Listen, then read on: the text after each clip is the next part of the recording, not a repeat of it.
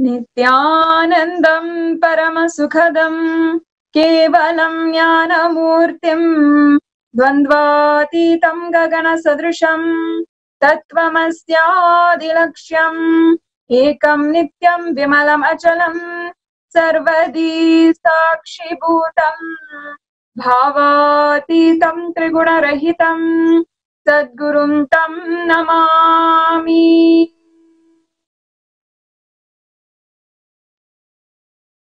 Nithyanandam, and I offer my humble obeisance, my humble pranam to my beloved Guru, the Supreme Pontiff of Hinduism, His Divine Holiness, Bhagavan Sri Nithyananda Paramashivam, and an auspicious Suprabhatam, good morning to all of the Sri Kailasa Vasis everywhere around the world. I welcome all of the Sri Mahants, Kotaris, Tanedars, all of the Sarva Parityagis, the Sri Yajamans, and Sarvajñapita Kartas. I welcome all of the NHU graduates, NHU students, and all of the people who are gathered in the Sarvajñapitas, temples, adhinams, temple monastery complexes, Paduka mandirs, satsang centers, and of course, all of the 2 billion Hindus across the world. No matter where you are, no matter which time zone you are in, it is at this time, every single day, this auspicious morning, that we gather from across the world, whether we are waking up in the morning at this time or we are getting ready to go to bed. We all have an alarm that goes on inside of us, a yearning call, a sweet beckoning to join the satsang, and have the divine darshan of Paramashiva. We are all truly so lucky to be alive at this time.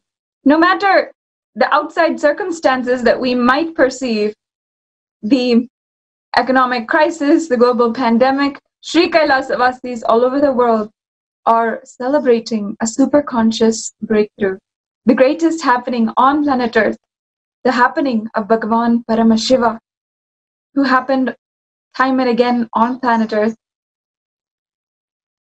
continuously, and now at this time of need has happened for all of us, for the entire humanity, and for each and every one of us, singularly, exclusively, again, and is continuing to serve each and every one of us every single day through this satsang.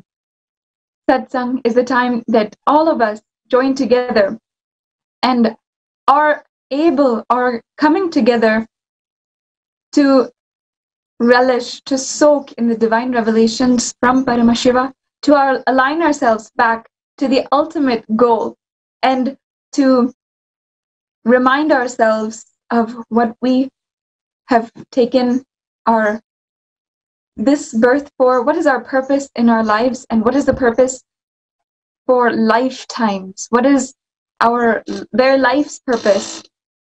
Our consciousness is bound to evolve. We have all come to this time now in order to have a superconscious breakthrough, in order to transcend the dire and strenuous human experience of going through emotions, frustrations, anger, violence, fear, greed, and transcending all of these into a divine, superhuman, conscious breakthrough. Across the world, thousands of people call ourselves Sri Kailasa Vasis, residents, members, citizens of the only and greatest Hindu nation and the enlightened civilization, a civilization dedicated to protecting Hinduism and protecting the entire humanity as we proceed from a extremely dire age to the new age, new world order. For those of you tuning in right now, I encourage each and every one to go to kailasa.org. You can explore for yourself how Swamiji has revived in the enlightened civilization on planet Earth once again.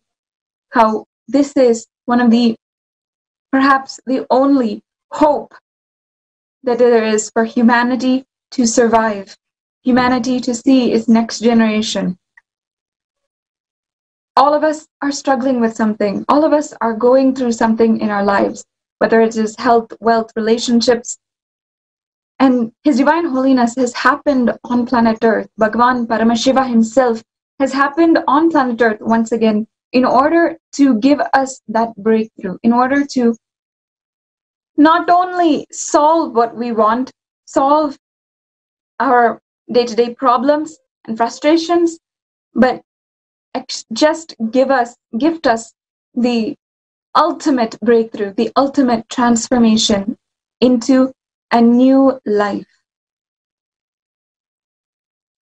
For the last more than 60 days now, since March 20th, since across the world, the United Nations, the World Health Organization, and countless countries, governments have announced global lockdowns, have foreseen economic crises. Since this has happened, His Divine Holiness has continued day in, day out, without a break, continuously serving the whole public, serving the humanity with the superconscious breakthrough at this really urgent time of need, when so many people across the world are really feeling a time of fear, a time of continuous tiredness, boredom, a time when our lives have become stagnant, have become under lockdown. It is our time right now to come together, to focus our entire awareness, our entire ambition inside of us, inside of our inner space, and we must wage a war within inside of us now, which will ultimately break through all of the outside happenings, the outside violences that we are seeing every single day. We should bring our attention into the inner space, into the spiritual world, into our consciousness, and bring ourselves back to the consciousness-based living. This consciousness-based living is what His Divine Holiness is continuously reviving, serving to each and every one of us. And one of the ways that He has literally transformed the lives of thousands on planet Earth for the last 60 days is through the program Paramashivoham Level 2. Paramashivoham Level 2 is a breakthrough program in which you are able to find that superconscious breakthrough, able to literally transcend the human experience which you may be experiencing every single day, which you may be really getting tired of, and start living a divine life. Over the next hours of this satsang introduction, before the time that we get to remind ourselves of the immense contribution that His Divine Holiness has made for all of us, we get to hear the lives and transformations of different Paramashivoham participants, and we get to see for our own selves, remind ourselves of the last 25 years of the international mission of Sri Kailasa, and of course, the last 43 years of the happening of the Avatar. It is truly an immense, tremendously auspicious time to live. I have been saying for the last 20 minutes continuously that it is an auspicious time.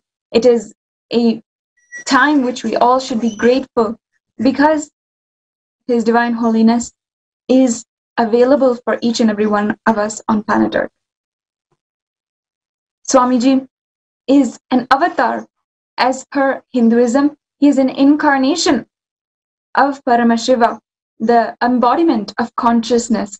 In Hinduism, we recognize that the gods, the supreme consciousness, divine beings transcend into our dimension, into the planet Earth, and happen on planet Earth in order to give us, each and every one of us, a breakthrough. Give the entire humanity, the entire world, a breakthrough. What His Divine Holiness has shown, even after relentless persecution, after touching, moving, transforming the lives of millions on planet Earth, is that He is none other than Paramashiva Himself, and He is the incarnation of Paramashiva. If you are watching this right now, I invite you to get to know more, to explore, and to become a part of the great revival of Sri Kailasa. This is one of the greatest movements towards superconsciousness, towards a breakthrough for humanity that has ever happened on planet Earth. You can visit kailasa.org in order to learn more about Sri Kailasa, and for registering for the program Paramashivoham Level 2, visit paramashivoham.org. Now, let us go into one of the favorite segments of the day, which I am so excited to be able to share every single day, the updates from Sri Kailasa. Around the world, with thousands of spiritual embassies, with Sarvagnapitas, Adhinams, with Sri Kailasavasis, with millions of people, continuously there are happenings every single day that make our life so exciting and remind us of the immense contribution, the tireless work of His Divine Holiness, the amount of sacrifice that He does, that He continues to make in order for all of us to experience a superconscious breakthrough. It is extremely exciting to every single day have this reminder for each and every one of us. If you are inspired by the updates, the Sri Kailasa updates, I encourage you to sign up to become a Sri Kailasavasi. You can become a part of this great movement by going to nithyanandahinduuniversity.org/daily-satsang. In this link, you can select the option in order to become a Sri Kailasavasi. And in this option, you will be made a part of Sri Kailasa, a part of the global movement and the digital nation. The largest nation on planet Earth, of course, is the internet, and the ecosystem Swamiji is building on the internet is extremely important. With all of us locked down at home, this is probably the nation which we are all citizens of more than we are citizens of our own countries. So I encourage every single viewer to sign up to become a Sri Kailasavasi at nithyanandahinduuniversity.org/daily-satsang. First up in the updates from Sri Kailasa is the Sri Kailasa Uniting Nations for a Hunger-Free World and Nutritious Food. This movement is one of the greatest contributions of His Divine Holiness over the last 25 years. And of course, for His entire life, His Divine Holiness has been tirelessly serving people, the positive energy, the superconscious breakthrough in every single way. And even in the way, the most basic way of serving another human being is serving food. The easiest, most simplest, and most pervasive way of serving another being, of transmitting the positive energy, is through service of food, of annadhan.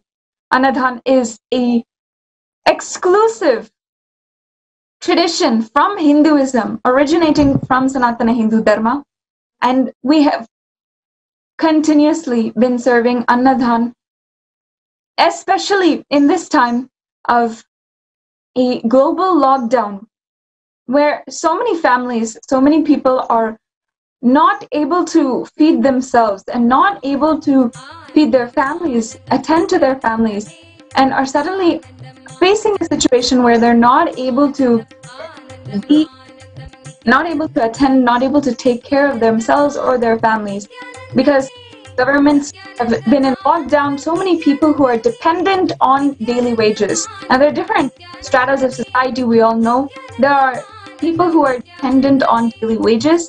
There are people who are continuously working and getting their daily salary, and that is the money that they use in order to feed their families, feed themselves. And then there's also homeless people who are across the world, dependent on others, dependent on institutions in order to feed them, in order to give them shelter, medical care, and whatnot. And of course, in many ways, the institutions and the government have themselves failed these people, and that's what ended up in these situations. And of course, as you are seeing in these photos, there's another strata, another group of endangered people who are the sadhus, the Hindu monks and sannyasis of Hinduism, who have taken up the life of sannyas, who are dedicatedly taken up the life in order to make a superconscious breakthrough happen in their lives. And in that way, they are bringing a superconscious breakthrough to the entire humanity.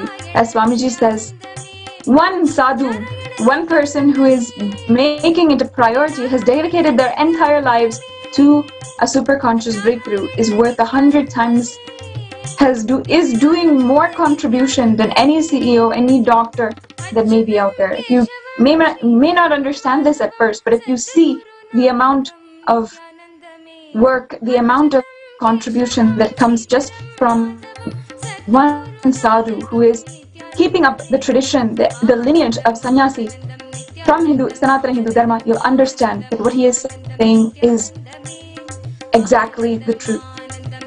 Arunachala Sarvajna Peetam, the Nithyananda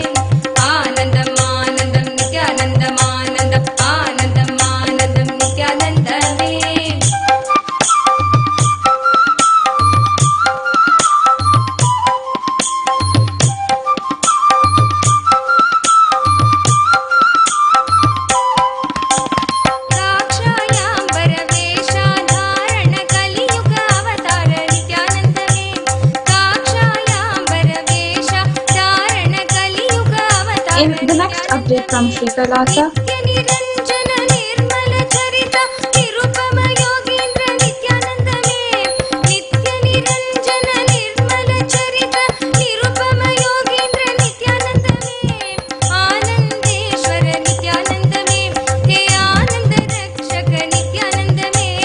Update from Sri Kailasa. The Sri Kailasa Uniting Nations for Organic Agriculture in collaboration with the Adi Kailash, Adi Sarvagnya Peetham, located in Vidati, Bengaluru, the spiritual headquarters for this grand movement of Sri Kailasa. We have been continuously harvesting, cultivating, and expanding the organic farming which is happening in Adi Kailash. As per the guidance of the Supreme Pontiff of Hinduism, His Divine Holiness Swamiji, we have been continuously expanding the organic farming, the organic farms, introducing new plots of land, introducing new vegetables, grains, fruits, and different kinds of produce and vegetables, which are all being cultivated and harvested in Adi Kailash. Each of these is in order to build a strong agriculture-based economy and a model community which is able to sustain itself, is able to become sustainable, be entirely a model within society. At the forefront of all of the Sarvagnya Peethas is, of course, Adi Kailash in Vidati, Bengaluru, the spiritual headquarters where His Divine Holiness resided for many years and poured his hard work, poured his blood and sweat in order to build brick by brick this Adinam, in order for millions of people to have the superconscious breakthrough. And in every single way, organic farming, Goshala, temple, lifestyle, all of these ways, Adi Kailash is one of the model ecosystems in order to show the world the great enlightened ecosystem of our ancestors, which was established by Paramashiva and of course is now being revived once again on planet Earth by His Divine Holiness. You are seeing some of the array, the various vegetables, fruits, including radish, okra, which is lady's finger. All of these vegetables, produce, grains, fruits, and even the flowers are established are grown and cultivated in this land in order to first serve with gratitude to Paramashiva himself, and then are offered and cooked for Paramashiva himself, and then are given as prasada to all of the people, all of the residents of Adi Kailash. And as it is summertime in Adi Kailash, all of the animals, wildlife, and all the beings around Adi Kailash are also enjoying the presence, as you're able to see in the photos. The presence and energy of Paramashiva is literally radiant in Adi Kailash. Next, in another update from Sri Kailasa, the Sri Kailasa Uniting Nations for Ancient Scriptures and Knowledge in collaboration with the Nithyananda Satsang.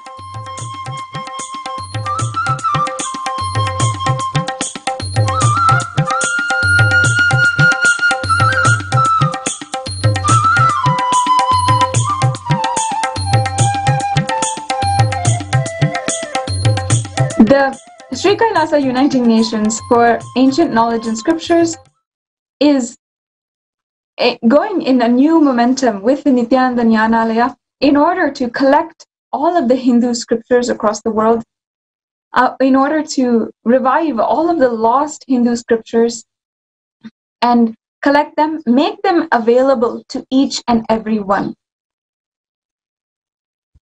The Sri Kailasa and Nithyananda Satsang is calling out for volunteers to sign up. You can sign up by becoming a Sri Kailasa Vasi and signing up as a e-Shri Kailasavasi at Nithyananda Hindu University.org/daily-satsang. Sorry. And you will be able to become a part, voice your support, and start working, start doing whatever you can in order to revive the great scriptures from Sanatana Hindu Dharma. Understand that in Sanatana Hindu Dharma, we have all of the solutions in our scriptures for every modern day problem which we might be facing. For global warming, we have several ways of making fuel from consciousness resources. We have several ways of making vimanas, flying vehicles, from just consciousness-based resources. All of these are different ways that His Divine Holiness has promised, has even spoken about several times, in order to bring back the ancient civilization, which is entirely earth-friendly, environment-friendly. These are solutions that we are extremely in need of in this day and age. And all of it is in our scriptures. All of it is in the great scriptures of Sanatana Hindu Dharma. The Nithyananda Jnanalaya, and its entire purpose is in order to bring this back and contribute to humanity with the best of our great sciences.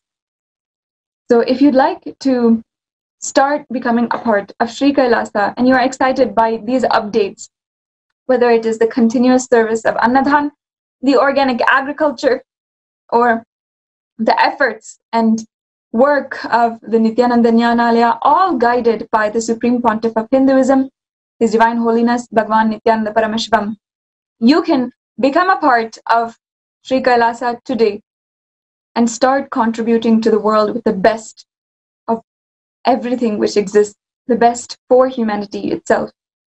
You can sign up at www.nithyanandahinduuniversity.org/daily-satsang, and the link is provided to you down below.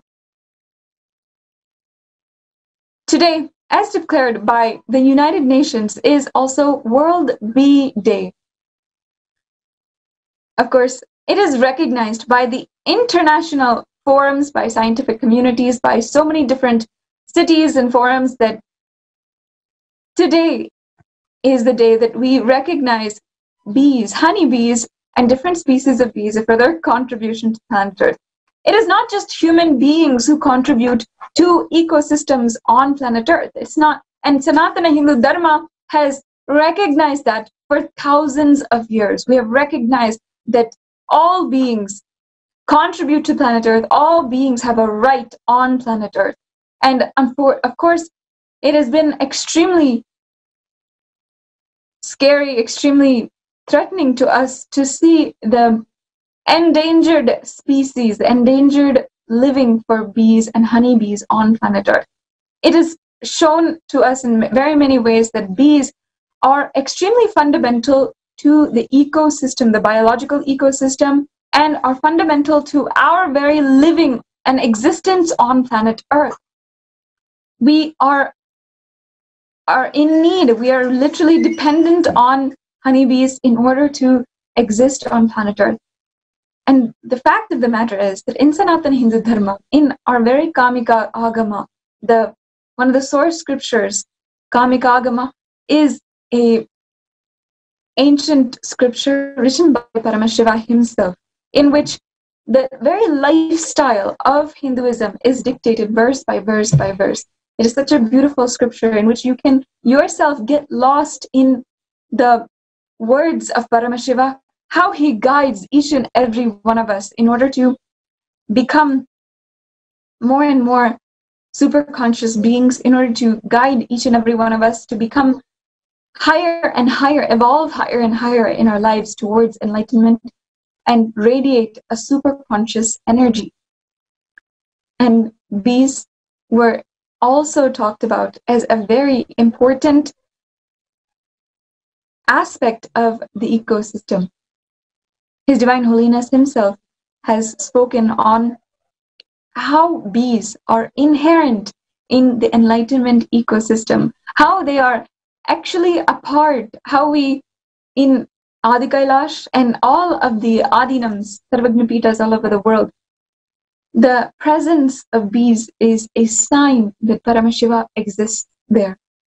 We literally see bees as a sign, a glorious and an auspicious sign of Paramashiva himself. And it's there within our scriptures that the presence of honeybees is a really auspicious sign, a sign that life, vibrancy, God is literally living among us.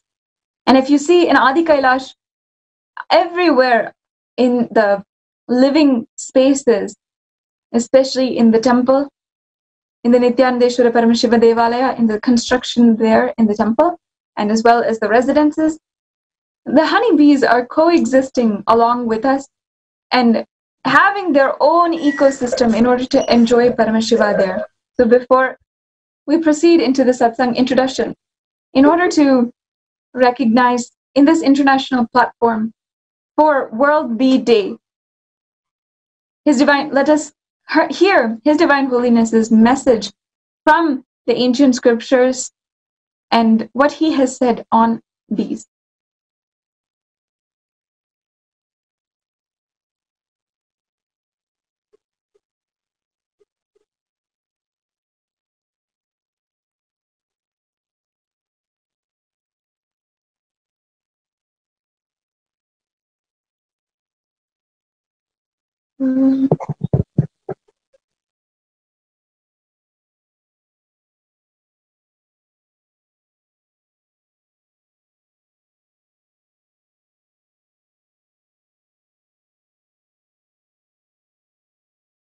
Extraordinary lifestyle.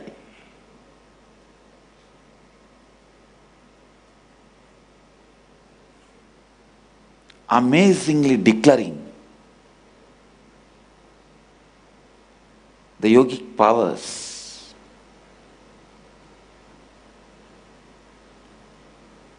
living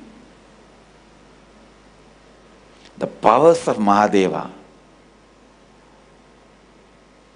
radiating the powers of Mahadeva. I feel I don't want to say anything about Arunachala because Mahadeva never tolerates. When Madurai was burnt, he kept quiet. Even Meenakshi did not bother. But when one saint was even about to curse Tiruvannamalai, Mahadeva just came and held the neck. Hey, my city, you can't do anything. You should not do anything. So I don't want to tell anything about Tiruvannamalai. I feel this generation looks so poor without that 50 of them. Without that 50 of them, this generation looks so poor. I told Mahadeva, it's now my responsibility to put again at least few hundred people as a garland to you who are in the same state of those 50. I'll do it. I'll do it.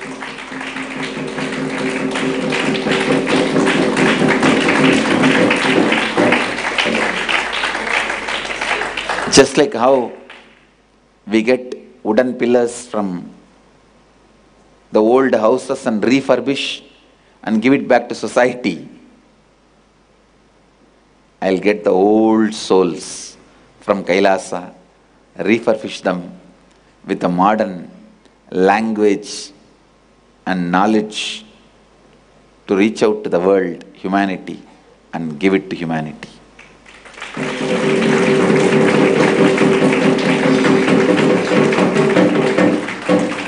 No, I really felt without that 50 people, humanity is so poor. It doesn't know the possibilities. It doesn't have any more living examples.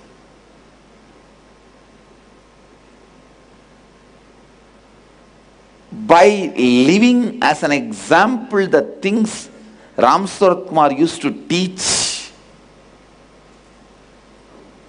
The Soraka Swami, Mauna Swami, Annamala Swami, Thinnai Swami, Sadhu Om, Kuppammal, Isaki Swami, Raghupati Yogi, all of them just 30 years before. I am not even talking about Ramana Maharshi's generation.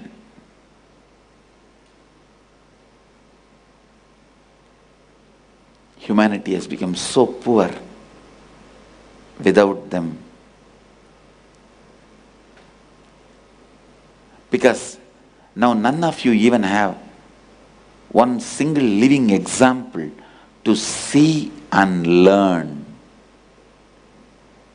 To see and learn. Right concepts about body. Right faith, cognition about mind.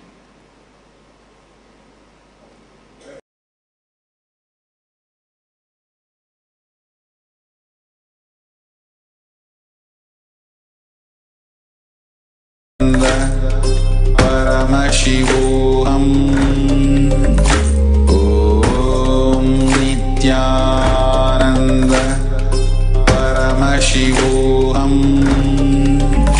Om Nithyananda Paramashivam Om Nithyananda Paramashivam Nithyananda Paramashivam Om Nithyananda Paramashivam Om Nithyananda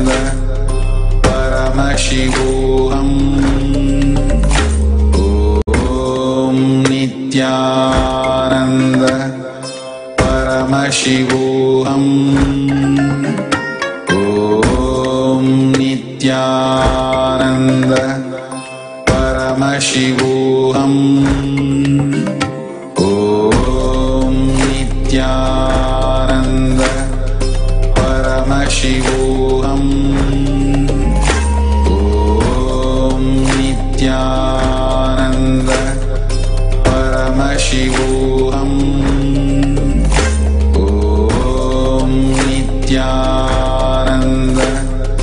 Paramashivam Nithyananda Paramashivam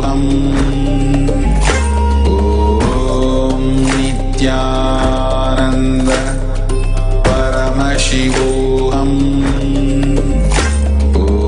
Om Nithyananda Paramashivam Om Nithyananda Paramashivam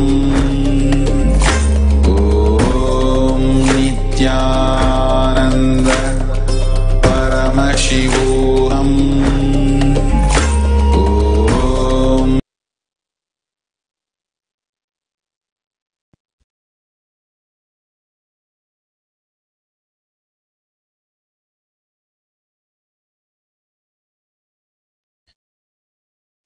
Om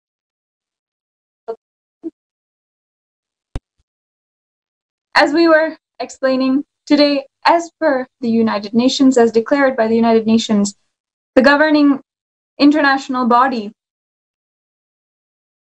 it is World Bee Day, and recognizing the contribution and essence of the life given to planet Earth by bees. His Divine Holiness himself has spoken on how bees have been a pivotal part of the enlightenment ecosystem, and it is told in 60,000-year-old scriptures how that in the very ecosystem where Paramashiva exists, one of the greatest signs is that in that space a bee will live. Bees will make their nest, bees will make their honeycomb. And in fact, His Divine Holiness has made this as one of the signs of an enlightenment ecosystem. In Adi Kailash, everyone who knows, everyone who has been in Adi Kailash, who has lived there, who are residents there, we'll all understand, we all know, because we have seen how these bees will make nests in front of our own home, in front of our own residence, and in the temples. And the thing is, they'll continuously build. For the last 4 years of my being an Adinavasi, a Sri Kailasavasi, in the Adi Kailash, I myself have seen how the bees are making nests right in front of Paramashiva, huge honeycombs, and they do not ever disturb another human being. They don't disturb us. They don't do anything in order to attack or impede in our daily lifestyle, but they will go on living in that ecosystem, living in our ecosystem, which Swamiji has created for all of us. Their nonviolence, their continuous contribution to humanity has shown us that literally we are existing in the same presence of Paramashiva. It's recognized by scientific communities, by so many different communities across the world, that bees and their presence, their contribution to the ecosystem, the biological ecosystem around, is extremely pivotal. And His Divine Holiness has recognized that, and not only that, he has shown to us that it is in Hinduism, Sanatana Hindu Dharma, that we have continuously seen that as the truth, and we have seen the extreme importance of bees. So on this day of World Bee Day, it is important for all of us, all Sri Kailasavasis, also to remember that in the space of Paramashiva, in the space of where Paramashiva exists, where his energy is literally living and his presence is there, across the world in all Nithyananda Sabha, which has been energized, we know that the presence of bees is a sign that Paramashiva is literally existing there. Just like how in Adi Kailash we have so many honeycombs, so many places where the ecosystem has shown us a lively, vibrant, biodiverse ecosystem. This is what Swamiji is building across the world in so many different places.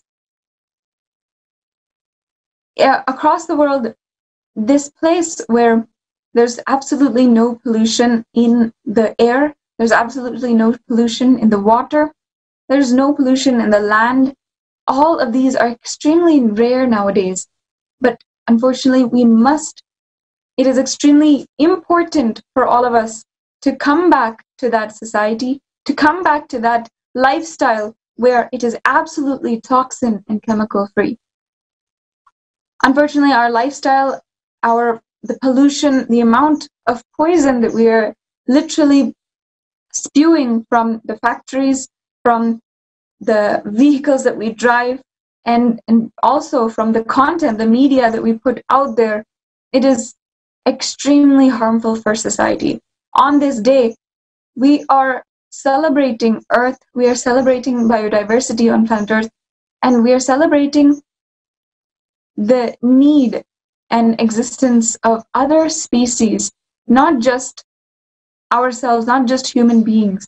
As His Divine Holiness, the Supreme Pontiff of Hinduism, has himself guided, human beings must realize that it's not just human beings. The planet Earth is not just for human beings, and it's not just human beings whom we should think about ourselves only all the time.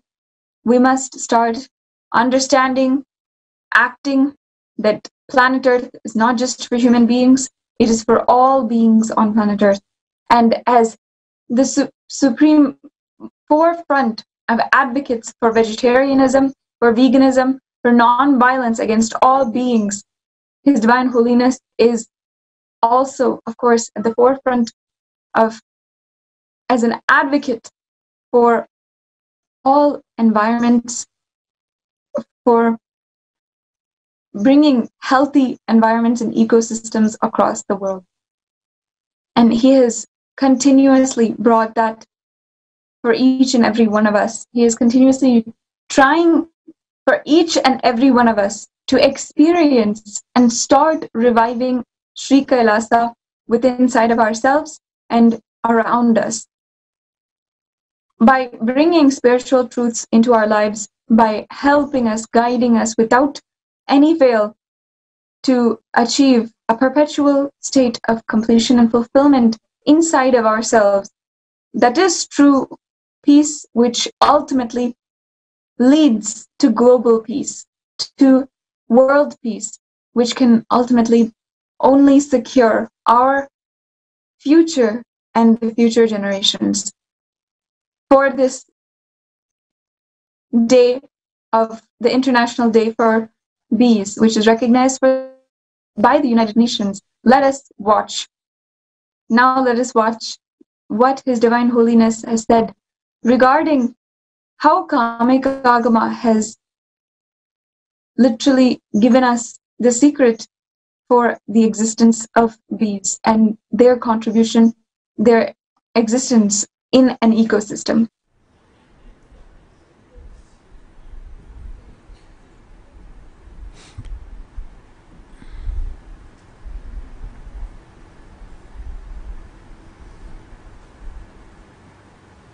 Understand,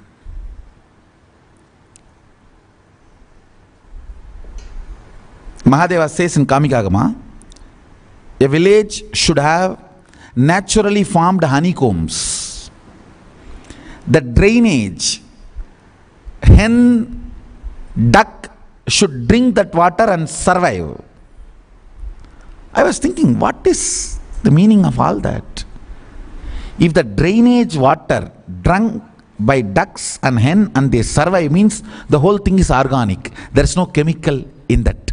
In your cooking, in your day-to-day living. If the natural bees are growing honeycombs, means that air pollution, understand, for a bee to survive, 4 things are required. The ground cannot be polluted. In polluted ground, if a flower grows, if the bee drinks that honey, it will die in few seconds. First thing, the land has to be pure. Second thing, from that land, the flowers which come up, they have to be pure, means air has to be pure. Third, the water source has to be pure. Only then the honey which comes in that water, in that flower will be pure.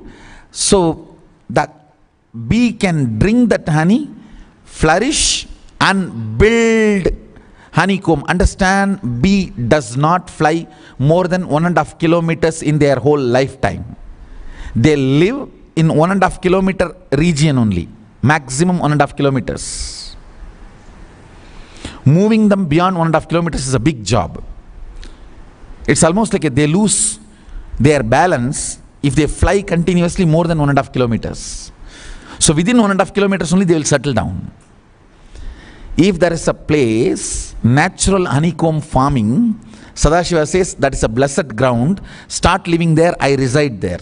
Now I understand why he says what he says.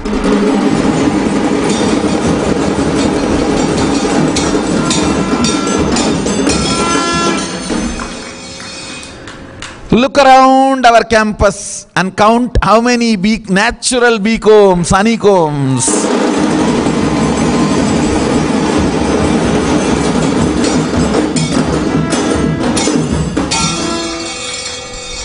And he says, hang mango flower. Understand, not fruit, flower. Mango flower.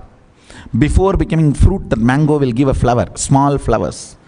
Mango flower, neem flower, rice, paddy. Hang all that in your door frame.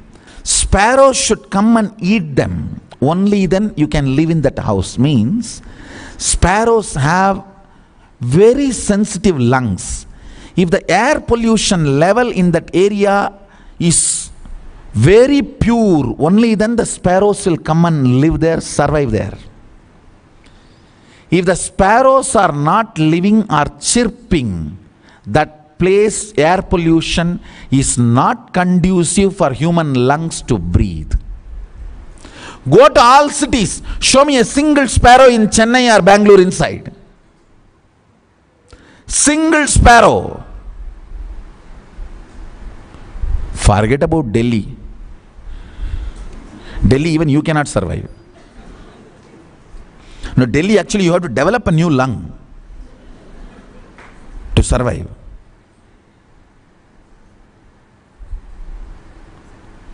Tons of articles are coming out in the modern day.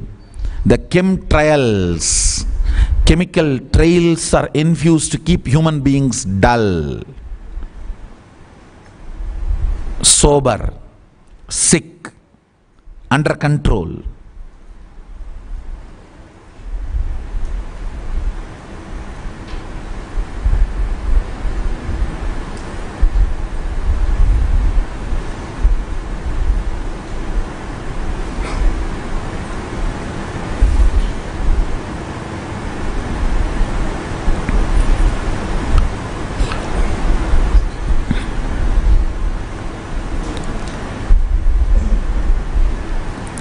Every ingredient needed to build the subtle grooves of power manifestation in you will be revived alive at the feet of the Master. That is why, if you want enlightenment and power manifestation, you have to be in the Vatavarana of the Master's feet.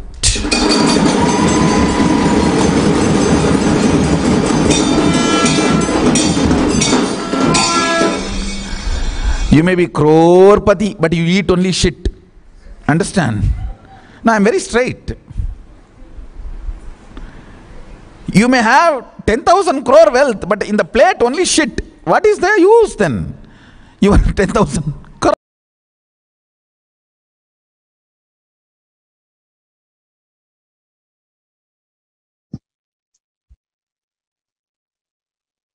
Yes, as we heard from Bhagavan himself,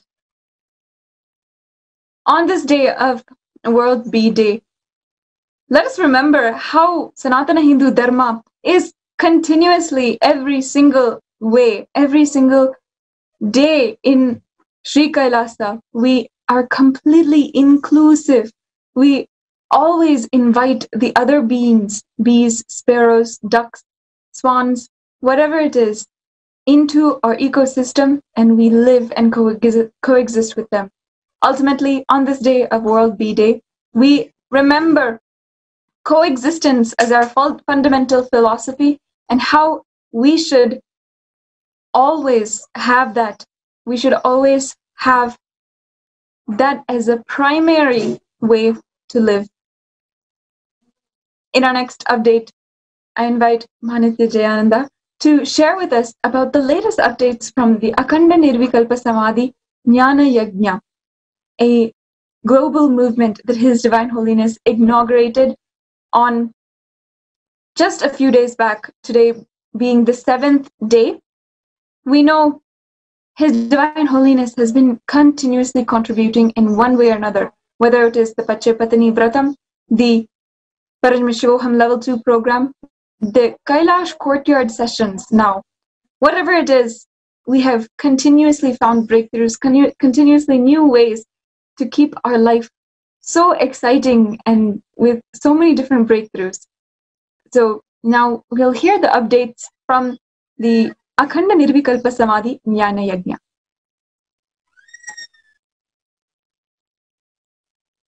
On the 13th of May,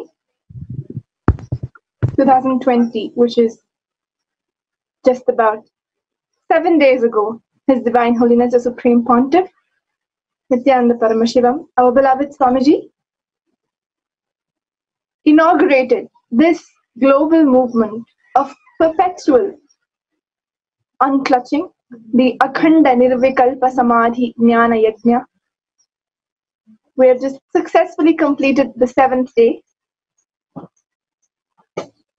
Over 6 days, the update from the 6th day of the Nirvikalpa Samadhi Jnana Yajna was that 1,249 people joined us from over all around the world, from various different countries, from 50 different countries, and collectively contributed to 87,430 peace minutes.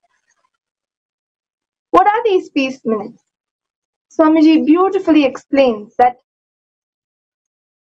how in the Hindu Shastras it is taught to us that we are collective consciousness.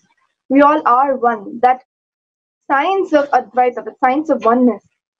And hence, every minute that you spend in meditation, that you spend on evolving your consciousness and raising the frequency of your consciousness, that impact is not just for you, but also impact the world, the community around you, the people around you.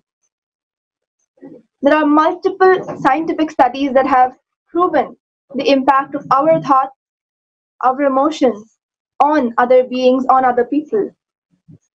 We have the famous experiment of Dr. Emoto, who proves the impact of our thoughts on water. Just consistently, when you're expressing one single emotion or having one certain thought current, just even to matter, which is water, that water also responds.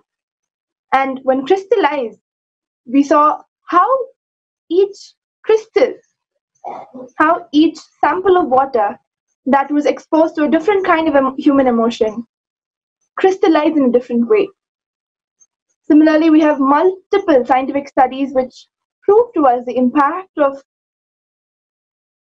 human thoughts, emotions on the world, which is only because we ultimately, all of us, are one from the level of our consciousness. Swamiji, His Divine Holiness, explained and inspired all of us to join the global movement, because when we do it as a group, the group energy, as a group of thousands of people sitting together for the same cause, sitting in the space of unclutching, that impact that we are creating on humanity, that we are creating on the world, gets magnified.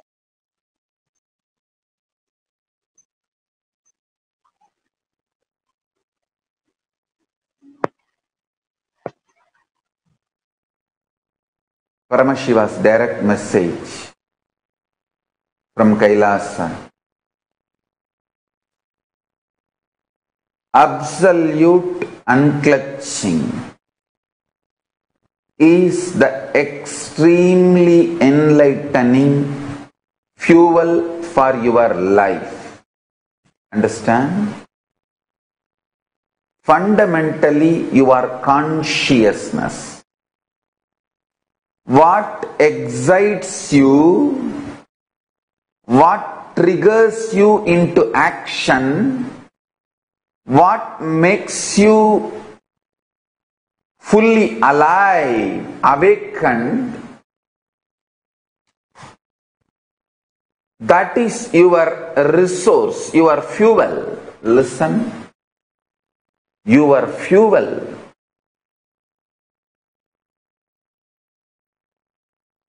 Need to be right and pure. Please listen.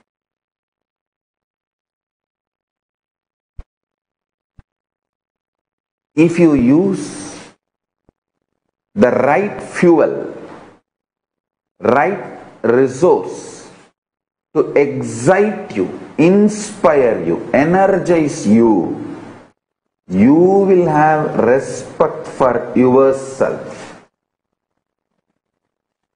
You will have respect for yourself.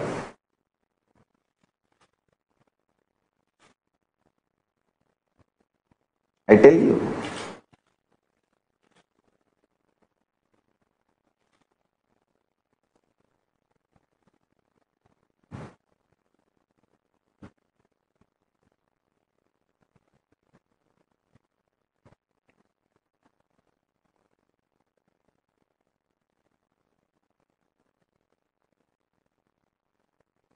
If you use meat as fuel for your body, slowly but very definitely, even you will lose respect for yourself. If you use alcohol to pass your time, to pass your life, even you will not have respect for your life. Hey, to be deluded in alcohol, why should you assume even one body? You asked Paramashiva and Paramashiva gave you this body. If you are deluding yourself in alcohol and keeping you dull, passing your life, it is absolute abusal of your body. And Paramashiva who gave you this body, come to basic understandings and integrity. Listen. If you come to basic understanding and integrity, your life will be beyond your body. I am telling you.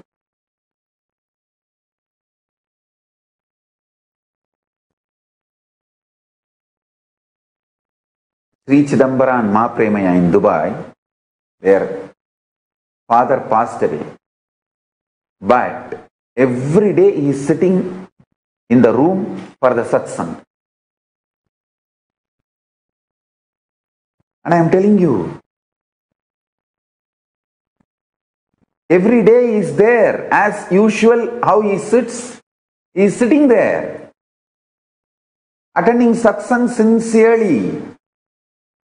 Because body is no more binding factor for him. He became so intensely connected to me. His body was not binding him anymore. I tell you. Reach a space where your body never binds you.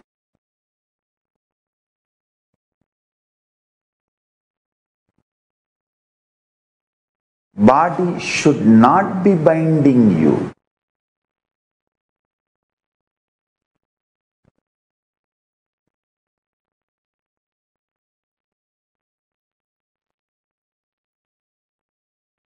The fuel you use decides your future. Let unclutching, intense unclutching,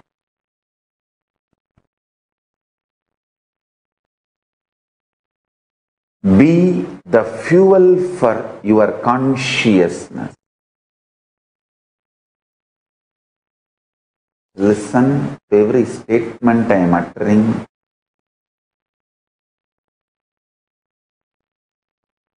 Use this lockdown period all over the world.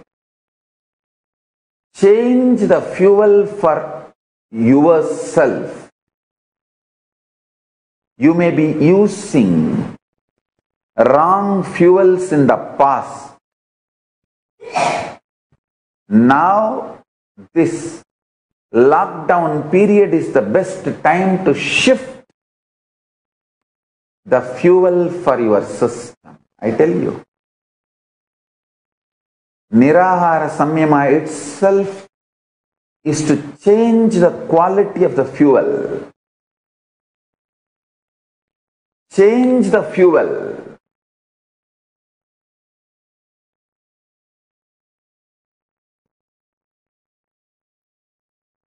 I want you to know, if you feed right fuel to your consciousness, that will naturally manifest as powers, health, energy, strategy. intensity, wealth, enlightenment, all the auspiciousness. All you need to do is change the fuel for your conscious, prana, for your conscious.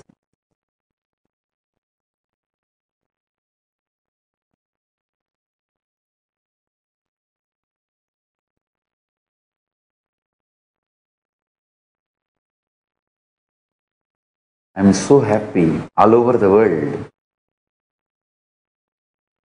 Thousands of people are sitting unclutched. We already made 4,41,000 minutes. People sitting unclutched all over the world.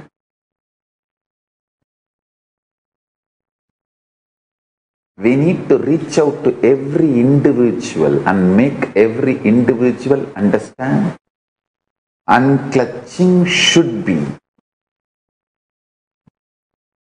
Unclutching should be your source, resource and fuel. Your source, resource and fuel.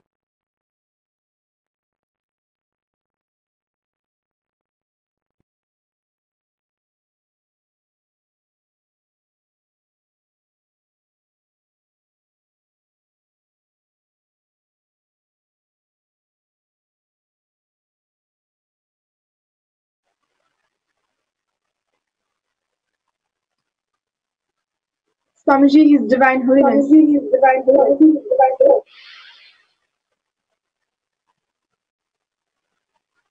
Sorry for the technical glitch. In the video that we just watched, from a very recent satsang that Swamiji addressed the global audience on what we should make as our fuel for our life, what we should make as our resource, what are we running for? Based on what are we running in our life? There are so many of us who are driven, who are running based on the greed for money, some of us for relationships, some of us are driven to maintain and have good health. Beyond all this, Swamiji clearly tells us that we have to align and make unclutching as the fuel for our lives. It is not that we give up on health, wealth, relationships, everything else. But unless you make unclutching as your fuel, everything else is perishable, and everything else you will see when that changes in your life, then your whole life will be shaken. Unless you make unclutching as your foundation, then you will be living in that state of eternal bliss, that space of Advaita, enlightenment that Swamiji speaks about.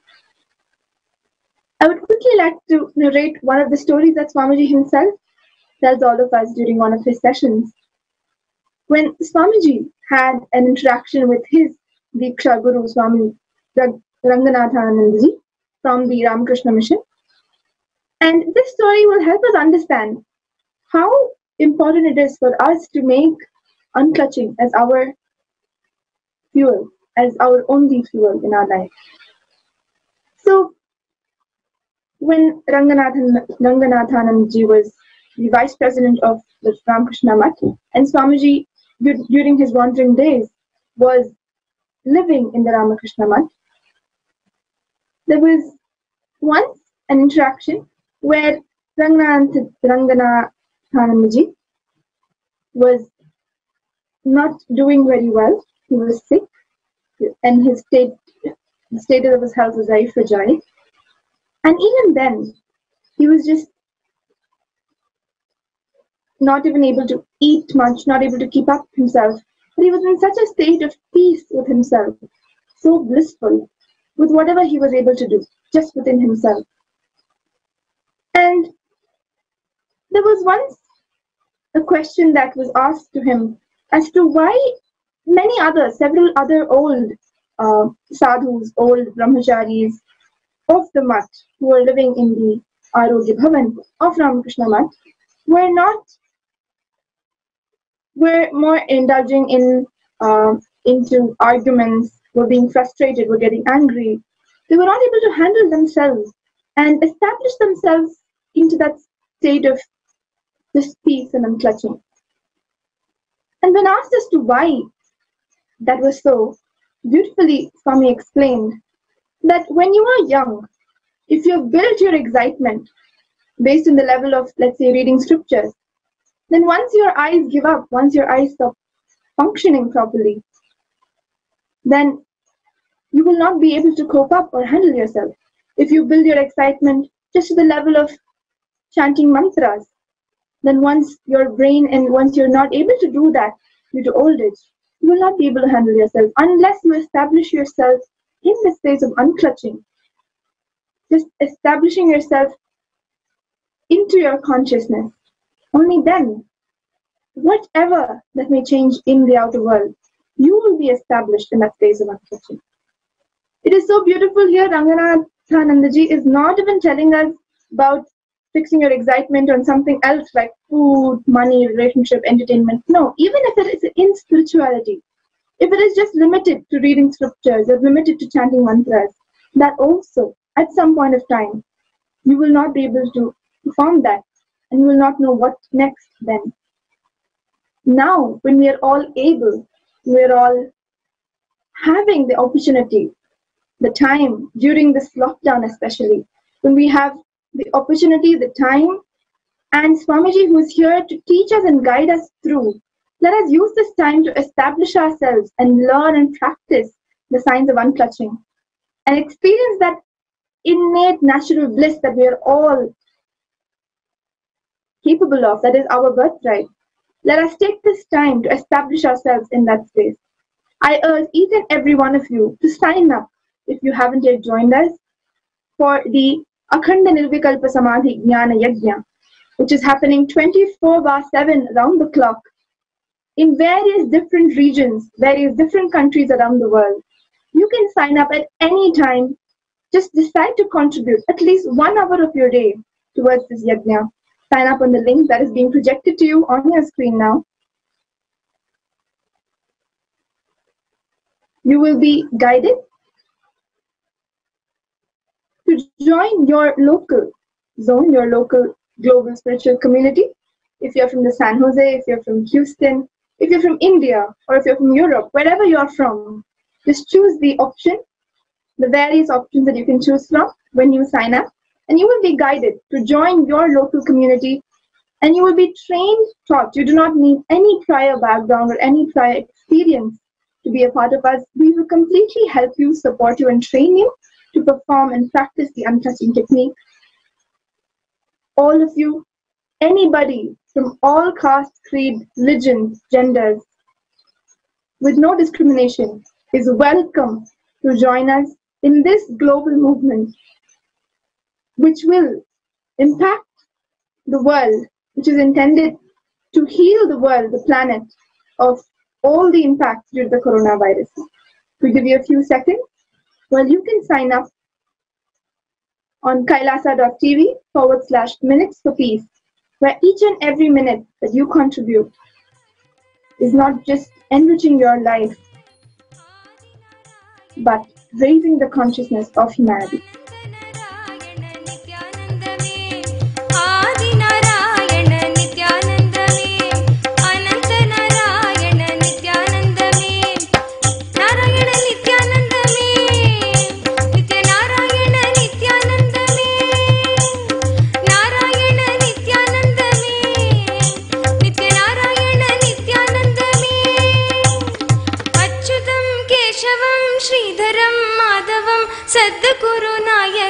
Nithyanandame Achyutam Keshavam Sridharam Madhavam Satguru Nayakam Nithyanandame Anandam Anandam Nithyanandam. If you are joining us as a viewer from all across the world, no matter where you're or which background, you can contribute, you can start contributing for the super conscious breakthrough of the world by working on yourself, by doing this breakthrough for yourself, doing the unclutching. And if you just sign up, you will be led step by step on how to log in, where to log in. And once you are logged in, you will be guided by the Apat Sannyasis, by sannyasis initiated and blessed by Swamiji. And they will be able to guide you in doing the yajna. Now, for Paramashivoham Level 2 program, we are coming in to the very last days. Tomorrow is the last day of the season 4 of Paramashivoham Level 2. And on May 22nd, we are starting the season 5. And His Divine Holiness will be blessing all of the participants with season 5 of Paramashivoham Level 2. And it cannot be said enough. If you have not already, if you are, waiting for a good time for yourself, it is now time that you can become a part of this super conscious breakthrough. You can give that gift to yourself. Today, we have many excited participants who have attended Paramashivoham Level 2, who are attending and have attended Paramashivoham Level 2, and they are seeing a breakthrough in the way that they are manifesting Shaktis, in the way that they are connecting to Swamiji, and the way that they are living in so many different ways. I have said it, Swamiji has continuously been telling, no matter what you want in life, whether it is health, wealth, relationships, whatever it might be, you can get it through a super conscious breakthrough. By just sitting for the session of Paramashivoham Level 2, it can truly happen in your life. You can manifest whatever you want. Now, let's hear from a few participants who are so excited to share with us on this global platform for all of the viewers who are tuning in for the first time, and for all the Paramashivoham participants as well. Let's hear from a few of the participants. First, we have Ma Susmita Ghosh from New York, who is excited to share with us about her manifesting Shakti's experience. And for the last few days, we've had some of the sessions being Kailash courtyard sessions. Swamiji has been giving us the most powerful initiations and processes, and after which so many people have had so many breakthroughs, literally been started to manifest in an entirely new level. So Ma Sushmita, thank you for joining us, Ma. And it's my pleasure to be able to introduce you to all of the participants, to all of the viewers. And you can go ahead, you can share with all of us about tell us a little bit about your background, where you're from, maybe how you have come to this program, and we would all love to know the experience that you've been having in Paramashiva. Thank you, Ma. Nithyanandam. My name is Susmita Ghosh and I'm from New York, but I'm originally from West Bengal, Kolkata. And many people know that Swamiji always talk about the Paramahamsa Sri Ramakrishna. So my place is very close to Ramakrishna. So first I would like to thank each and every being, and also my deep gratitude to Swamiji for choosing me in his lab. And I knew Swamiji from my husband. So he attended the IA program in 2014, and then we got married. And after that, 2017, I got to know about Swamiji. And I went to New York Adinam to attend a couple of programs online, and where I got a chance to speak with Swamiji. And also I have attended a couple of online programs for last 2 years, 2018 and 2019. But I have many things to share about Swamiji in my life, the grace.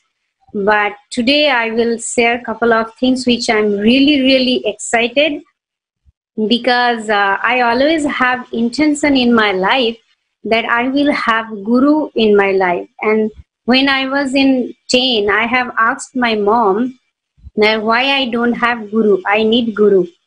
And then my mom didn't say anything. So that desire was inside me, and 2017 it's become true, and Swamiji had found me in his lab. So I'm really gratitude to Swamiji, my eternal gratitude. But the thing is, I always love when I heard about Swamiji's teaching on YouTube, many satsang. But initially, I could not understand anything what Swamiji is speaking about.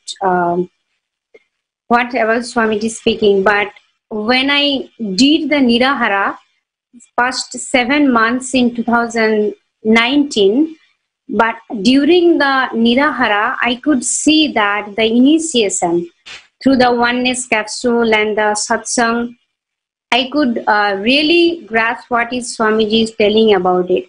Although I knew that what is consciousness and awareness, everything, but I didn't know that I could see that consciousness, how much I am conscious, in my day-to-day life. So that I have learned from Swamiji. And Swamiji's couple of teaching like perpetual completion and also the unclutching, those are really interesting in my life. And right now I'm applying in my life. Also I am enriching to people. I enrich my parents with that teaching.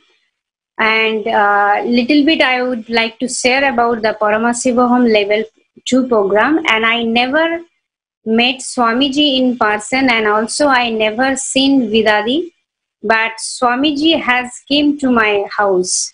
And during the Paramashivam level 2 program, Swamiji has manifested whole Nithyananda Sabha for me, because I really have interested to have Nithyananda Sabha in my house. So Swamiji had manifested during the 16 days program, the Nithyananda Sabha.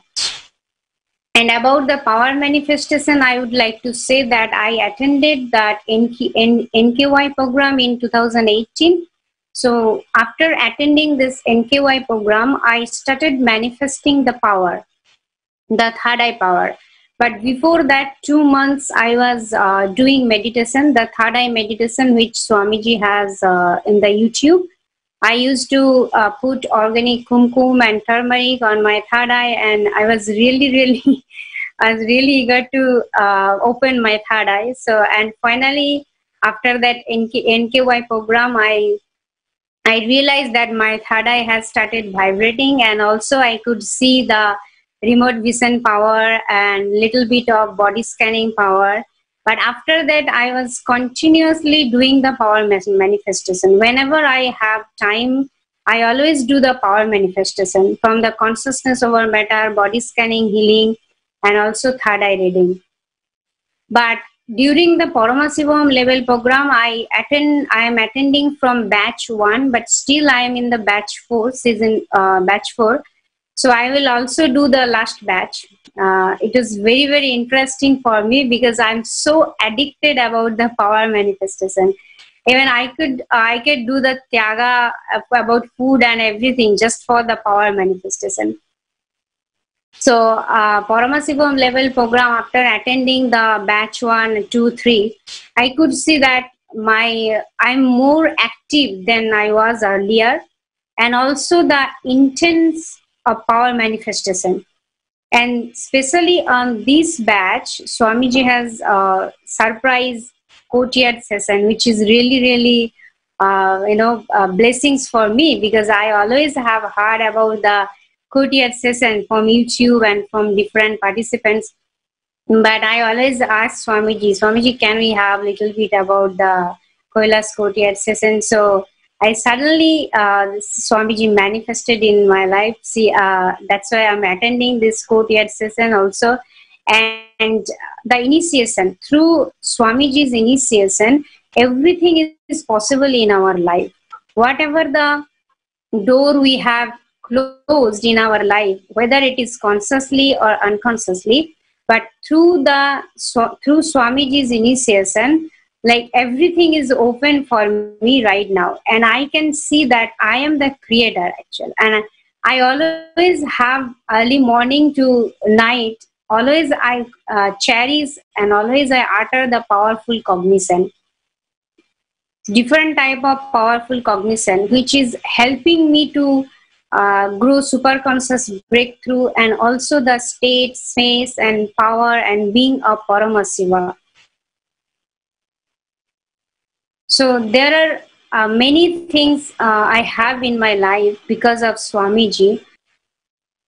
So that for everything, each and everything, I really would like to say that my eternal gratitude to Swamiji for choosing me in his life and giving his blessings continuously, because I didn't have Swamiji even met physically. I didn't even anything. I didn't even see Swamiji, but everything is happening through online. So it was really, really great blessings for me. Yes, Ma, thank you so much for sharing. It is really inspiring to see your journey through power, just through power manifestation. I'd like to ask you maybe one follow-up question. See, there's many people who are completely new, who just know Swamiji for the last 4 months, or who just know Swamiji, since just a few months they've just come for the program and they're starting out. For someone, you say that you're have manifested powers, and you've had success, and you're finding such a passion in it. Can you tell a little bit for all the people, maybe some participants, maybe some people who are viewing, what is something that you might tell them about how to keep the enthusiasm alive? Sometimes they might not be able to manifest. Sometimes they might not be able to manifest what they want really, and they might get frustrated. So what would you say to them to continue their journey in seeking? Yeah, so I would like to say from my experience that one thing I always have done in my life, that is puja, the Nitya puja in the morning, which I'm doing as far I remember when I was at the age of 6. So I started doing puja, and I really, really connect with each and every Ishta Devata. Earlier I had the Ishta Devata is Parashakti, and then after a few months later I switched to Shiva. So right now I am actually worshipping Paramashiva. So the puja is one thing, daily puja. And second thing is Nithyananda Yoga, which will help you to manifest your all dimension, all the 11 dimension, which will help to manifest. And the third one is simple integrity and feeling connection with Swamiji. And when we are doing power manifestation, we are not doing power manifestation. Actually, Swamiji is manifesting through us. For example, if I say like remote vision, when I was doing the Kailasa remote vision power, I just simple sit with my integrity with Swamiji, and I was just asking Swamiji that could you please show me that the place given by to the participants, and I could see that Swamiji is taking me to their place, and he is showing me each and everything, and I can even touch the participants' things in their house. So, which is really, really amazing blessings for me actually. So these are the 3 things is actually I feel, and also like Swamiji has said that your whole biology is thing. So the more and more detoxification will help you to manifest the intense power, and everything is possible because of Swamiji. Thank you, Master Smita. That's a really great insight. And of course, that's what Swamiji has been saying, and you're telling as an example what Swamiji has been teaching us, each and every one of us, that yoga, puja, and deep feeling connection with the Guru. These are the things that help us manifest and keep that will persistence in manifesting Shaktis. And of course, as Shushmita has said herself, in her life, it has literally, that is what has manifested, that is what is continuously helping her manifest as well. So to all of the viewers, manifesting Shaktis is such a fundamental part of the super conscious breakthrough which we are giving ourselves. This is and something which after thousands of years Swamiji is reviving for the first time in such a large scale, after so many centuries, after another, a turn in the history itself. We are manifesting Shaktis once again. So it is so important to all of the viewers. If you have not done the program, you're inspired to start this journey, start a superhuman journey, and start this transcendence into super consciousness. You can register now at paramashivoham.org. Thank you, Ma Shushmita. Next, we have Ma Ravina from Trinidad, who wanted to share with all of us about her experiences with Paramashivoham, a very unique experience, which I was so happy to hear before just 2 days ago, and I asked her to come and share this experience with all of the viewers today. So, Ma Ravina, can you unmute yourself? Let the viewers know a little bit about your background, about your about where you're from, and you can share what you wanted to share. Hi, Nithyananda. I'm Ravina, and I'm from Trinidad and Tobago. And I got to know of Swamiji in December 2018. My journey with Swamiji started from a really low point. At that point in my life, I was really, really low. Like, I literally felt I was at rock bottom and nothing was going my way.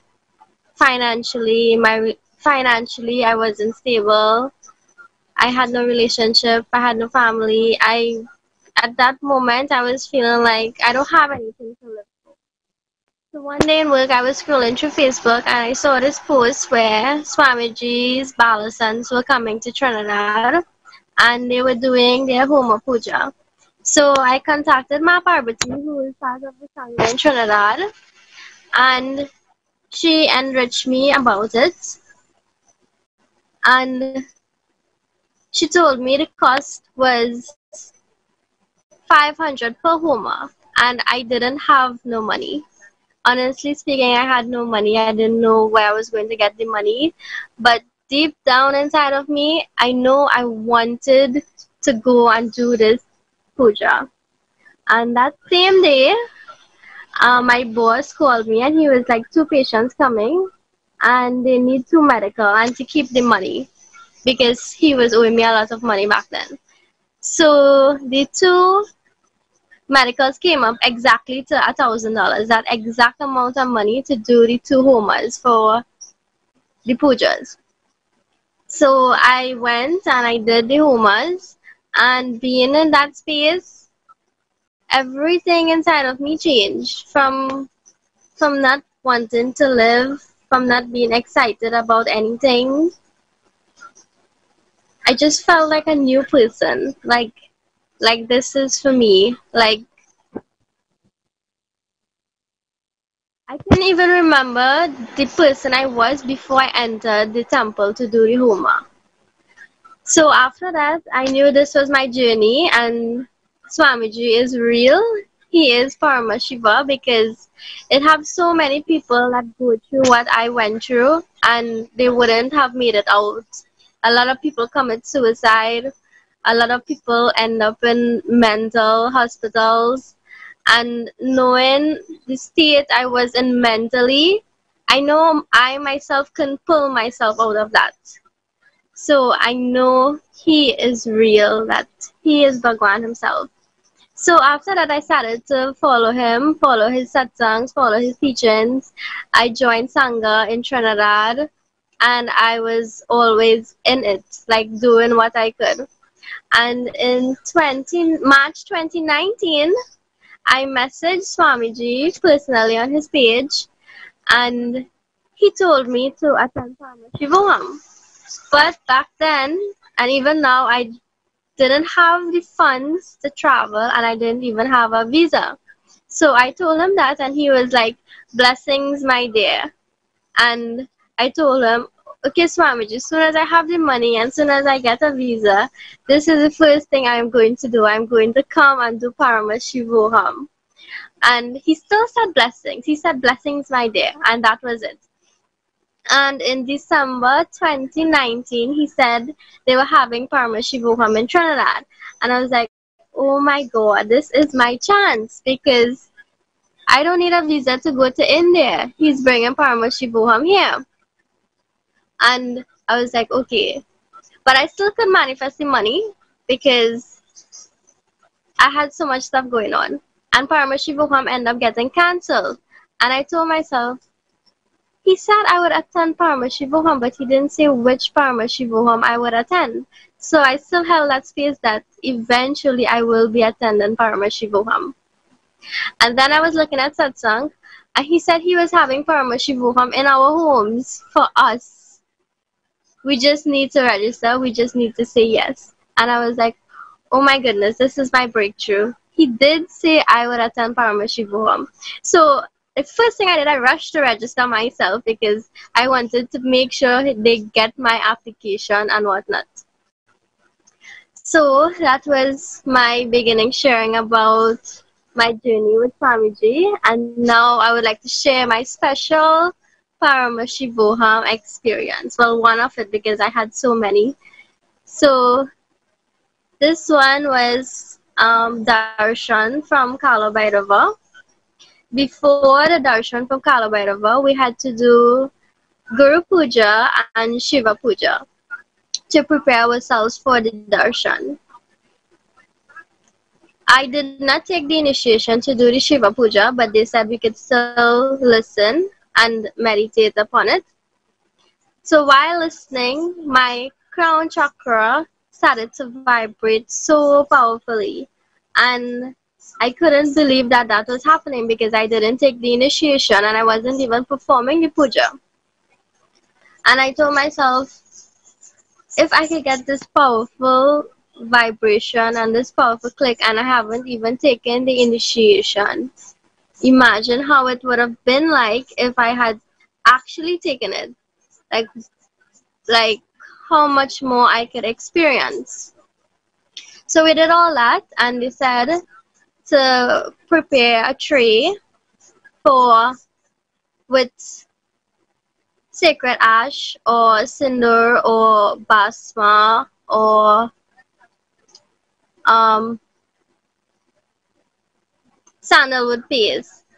So I set out a tray for to receive Kala Bhairava's darshan. And at the end of the darshan, I actually saw his footprints where he came here into my room to give physical darshan to me. And I was in total shock because I know a lot of other people around the world is doing the same thing. And I was so excited while the darshan was going on just to check after to see, I wonder if he visited me. Like, I just wanted him to be here. And after the darshan, my entire room was smelling so sweet, like sweet flowers. And I instantly knew that he was here. So when I checked the tray with the ash, I actually saw the footprints and I couldn't believe myself. I was like, he actually came. He came to see me. So I took a picture and I would like to share it for everyone to see.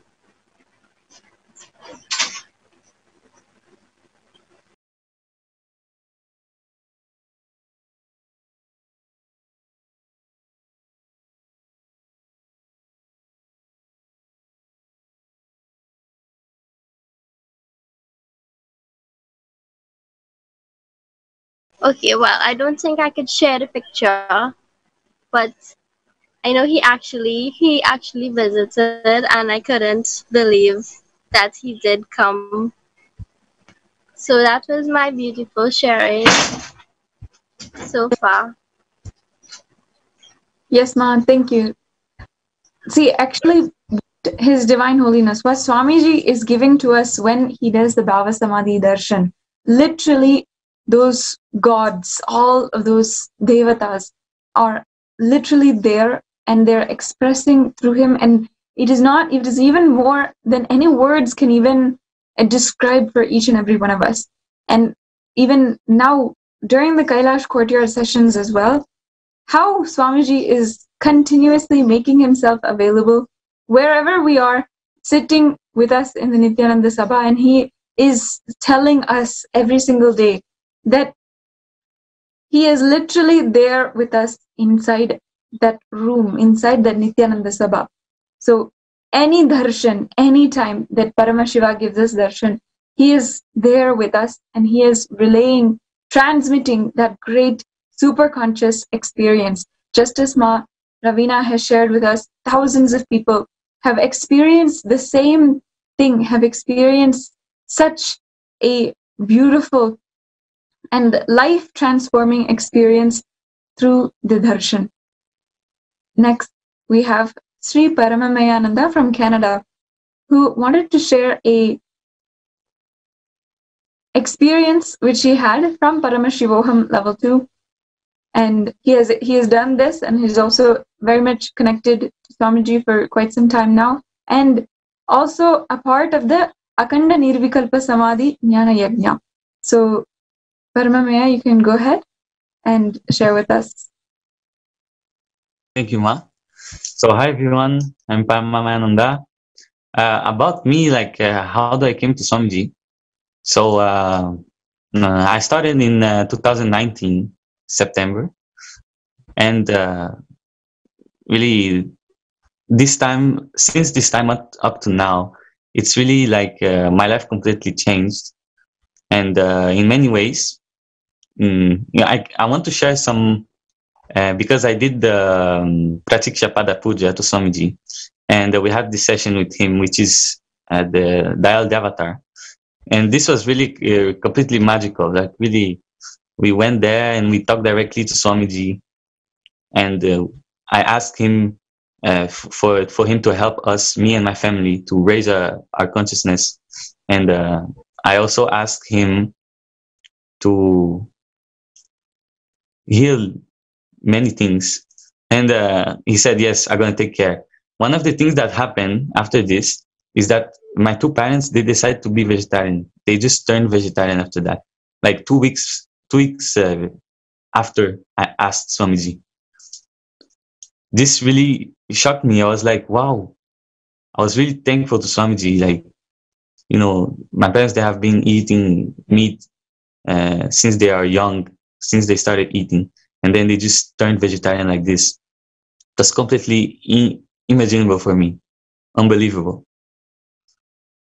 And even another time, when I moved to another city, I moved to Toronto City to be there in Toronto Adinam. And I took the Living Enlightenment book, and I asked Swamiji directly. I asked him, please, Swamiji, bless me for me to go live there. I want really to go live there in Toronto. Then what happened is the same, like 1 day after this, I was already in Toronto and I just started living there. 1 day after, like, really magical. This book is really a deity. This Living Enlightenment book is amazing. Yeah. And Swamiji is really changing our lives, really completely making us live really the life that we want, and achieving really, really, really what we want. Because many of the times we think we wanted to have a better job, or having financial freedom, or maybe we think we want like more relationships or things like this. But really deep down, what we really want, what really our being is waiting for, is different. Is enlightenment. We are all waiting for this big experience. And in this Paramashivam level 2 program that Swamiji is making available for us, I was blessed really to have glimpses and manifest powers, spiritual powers. So first one I did after the Swamiji's courtyard session, his powerful courtyard session, manifesting powers. I did the blindfold reading. So it was, I think, second time I did it. So in the image, we had some animals there in the forest, in nature, with the blue sky, everything. And then I just saw a duck So I saw a duck, and he was in the image actually. And I saw other colors also, like the blue from the sky and the green from the nature. So it really, yeah, I just saw it. I cannot explain it actually. It's just we connect with Swamiji, and then put the blindfold on, and I chant the Mahavakya. Then we connect with Swamiji, and Swamiji makes us manifest like this. It's really amazing. After that, I was able another image also, like in Delhi. It was Delhi city, and all the people walking with a lot of cars. All this movement. I was just like, what I saw, what Swamiji revealed to me was a girl, like a woman in a white dress. And actually, in this image, there was a lot of white colors. Like many cars were white, and many people walking on the street. Also, walls. And actually, what was revealed to me was I saw some walls, and I saw this woman in a white dress. So then it was really going with the image, because a lot of white was there, and some people going on in the walls. Many houses were there in this Delhi image. So it really clicked. Yeah. I had also the power of remote vision. The image at that time was a structure. And this structure really was a round structure, blue round structure. And what I saw was really the same shape. For you to know, the same shape, blue shape. So I got it also. So you see, we have the power of that manifested blindfold reading. We have this one, remote vision. So completely amazing. And another day also, I manifested the power of materialization. So I was there. I just, we were asked to connect with Swamiji. So I just sit down and connect with him, closed my eyes, started chanting the Mahavakya. And then in this beautiful space of Advaita with Swamiji, then I just connected, and I was feeling really blissful. Then I continued. And after this, I checked many ways, many corners of my room where I was. And I was like, okay, I'm not finding anything. Then I was searching. I continued searching.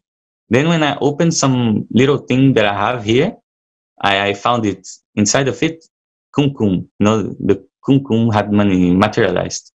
So it really just appeared there out of nowhere. And I was really happy. Yeah, it was really amazing. This power, like first time ever I manifested this power materialization. Really a big leap for me. And also I was in,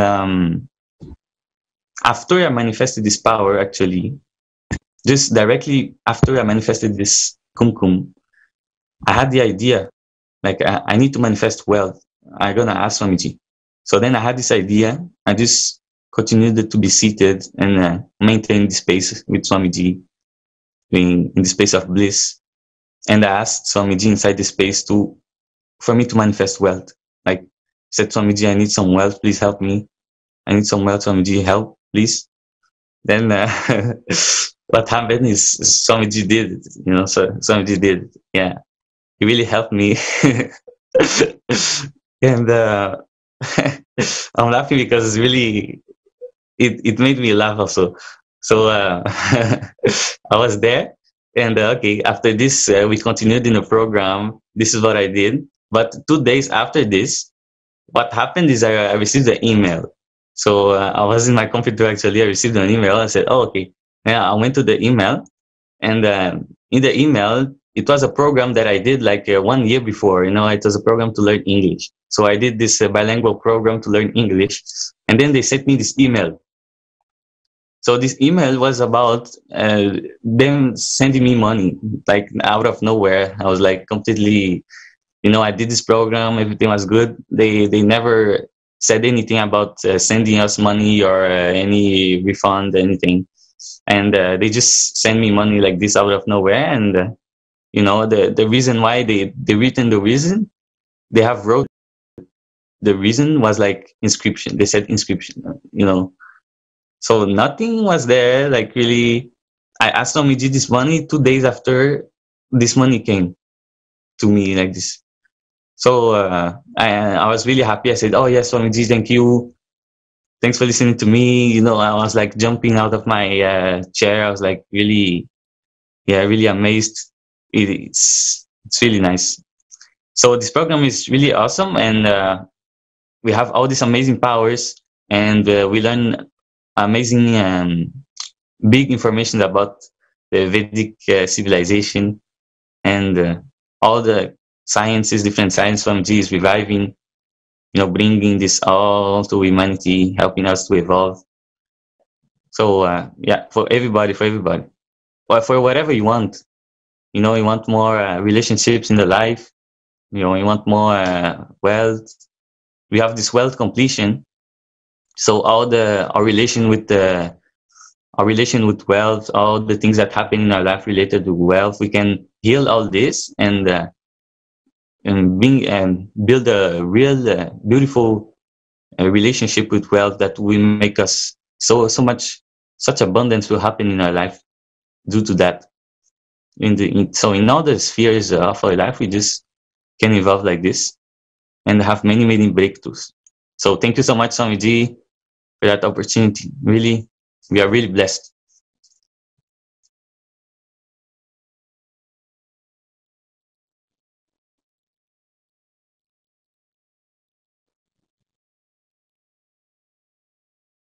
ॐ नित्यानन्द परमशिवोऽहम् ॐ नित्यानन्द परमशिवोऽहम् ॐ नित्यानन्द परमशिवोऽहम् नित्यानन्द परमशिवोऽहम्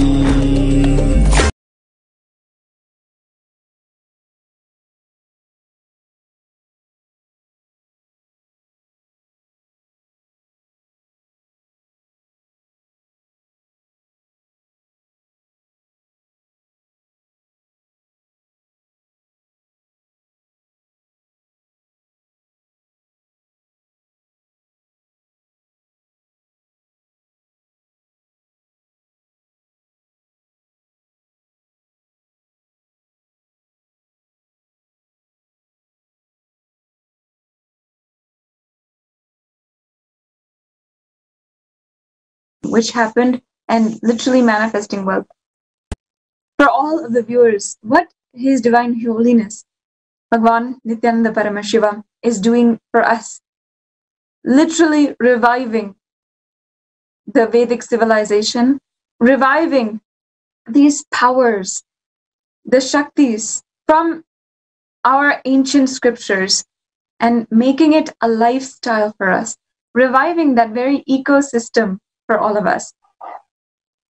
Today, we are worshipping, revering the great Lord God, embodiment of Paramashiva himself in the form of Arunachala.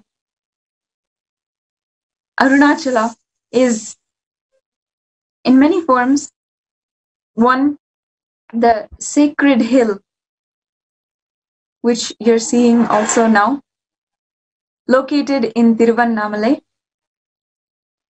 in South India, in Tamil Nadu, and is in fact the birthplace, the very birthplace of our beloved Swamiji.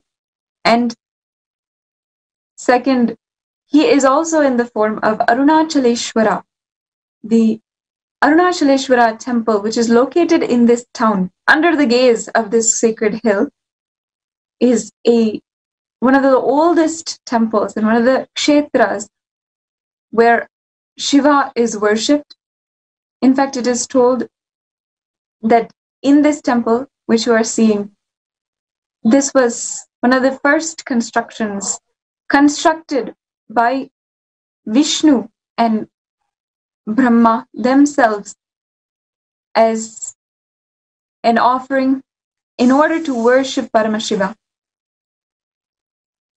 I'd like to share just briefly the story of Arunachala, the story of the Lingodbhava Murti. In all Shiva temples, Lingodbhava Murti appears where Shiva happened as a great shaft of light. And that is why we worship him as Linga, as you are seeing right now. The Linga, which is on the left-hand side. We worship him because he takes the form of a great shaft of light.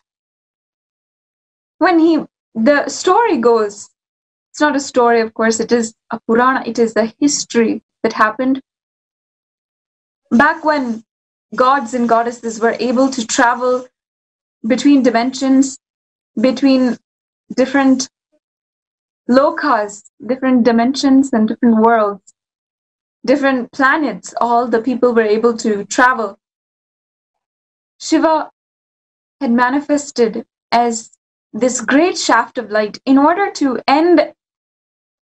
cease an argument between Brahma and Vishnu. It is at this time that Brahma had been telling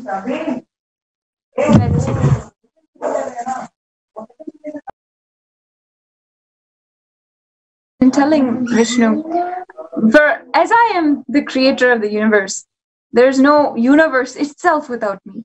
But Vishnu responded, saying that I am the sustainer. The whole universe which you have created would not even survive if not for me. Then, in order to settle this argument between two gods, two devatas, Paramashiva himself manifested as a great shaft of light. And you could say he challenged, he tested both Brahma and Vishnu and said, whoever can find the end of me, the end of this shaft of light, they will be named as the greatest god. So Brahma started traveling upwards and Vishnu started traveling downwards.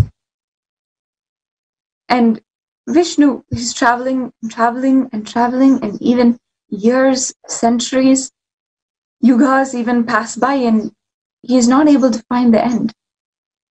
He has the intelligence and the humbleness to realize that, oh God, this is the test that Paramashiva is teaching me, that I must realize now itself that it's the pure consciousness which Paramashiva embodies. That is the ultimate, nothing else. So he finally surrenders to Shiva, Paramashiva, and says, I cannot find the end. I understand, I know now that it is pure consciousness, it is you, which is the ultimate God in the whole universe. But Brahma is traveling upwards. As he is traveling, he sees a flower falling down. He asks the flower, how long has it been since you've been traveling? And the flower responds, I've been traveling for 4 ages of Brahma, 4 lives of Brahma. And of course, this shocks Brahma, because how will he ever find the end of Paramashiva in his own lifetime? And when will it happen? So he starts to get an idea, just to show Paramashiva, just to claim that he won, as if thinking suddenly as if he could outsmart Paramashiva himself. He decides with the flower, he says, okay, we will both go to Paramashiva and we'll tell him that we found the end and I brought you down from the end, the head of Paramashiva.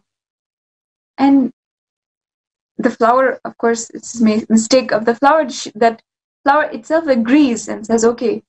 And Brahma comes and tries to argue this. Paramashiva, of course, does not see, of course, sees beyond the entire ruse that Brahma is trying to make. And unfortunately, he dispels and tells that you're playing this strategy with Paramashiva himself. Who do you think you're trying to play any strategy with? And it, unfortunately, Brahma then is told that he will not be worshipped in any temple.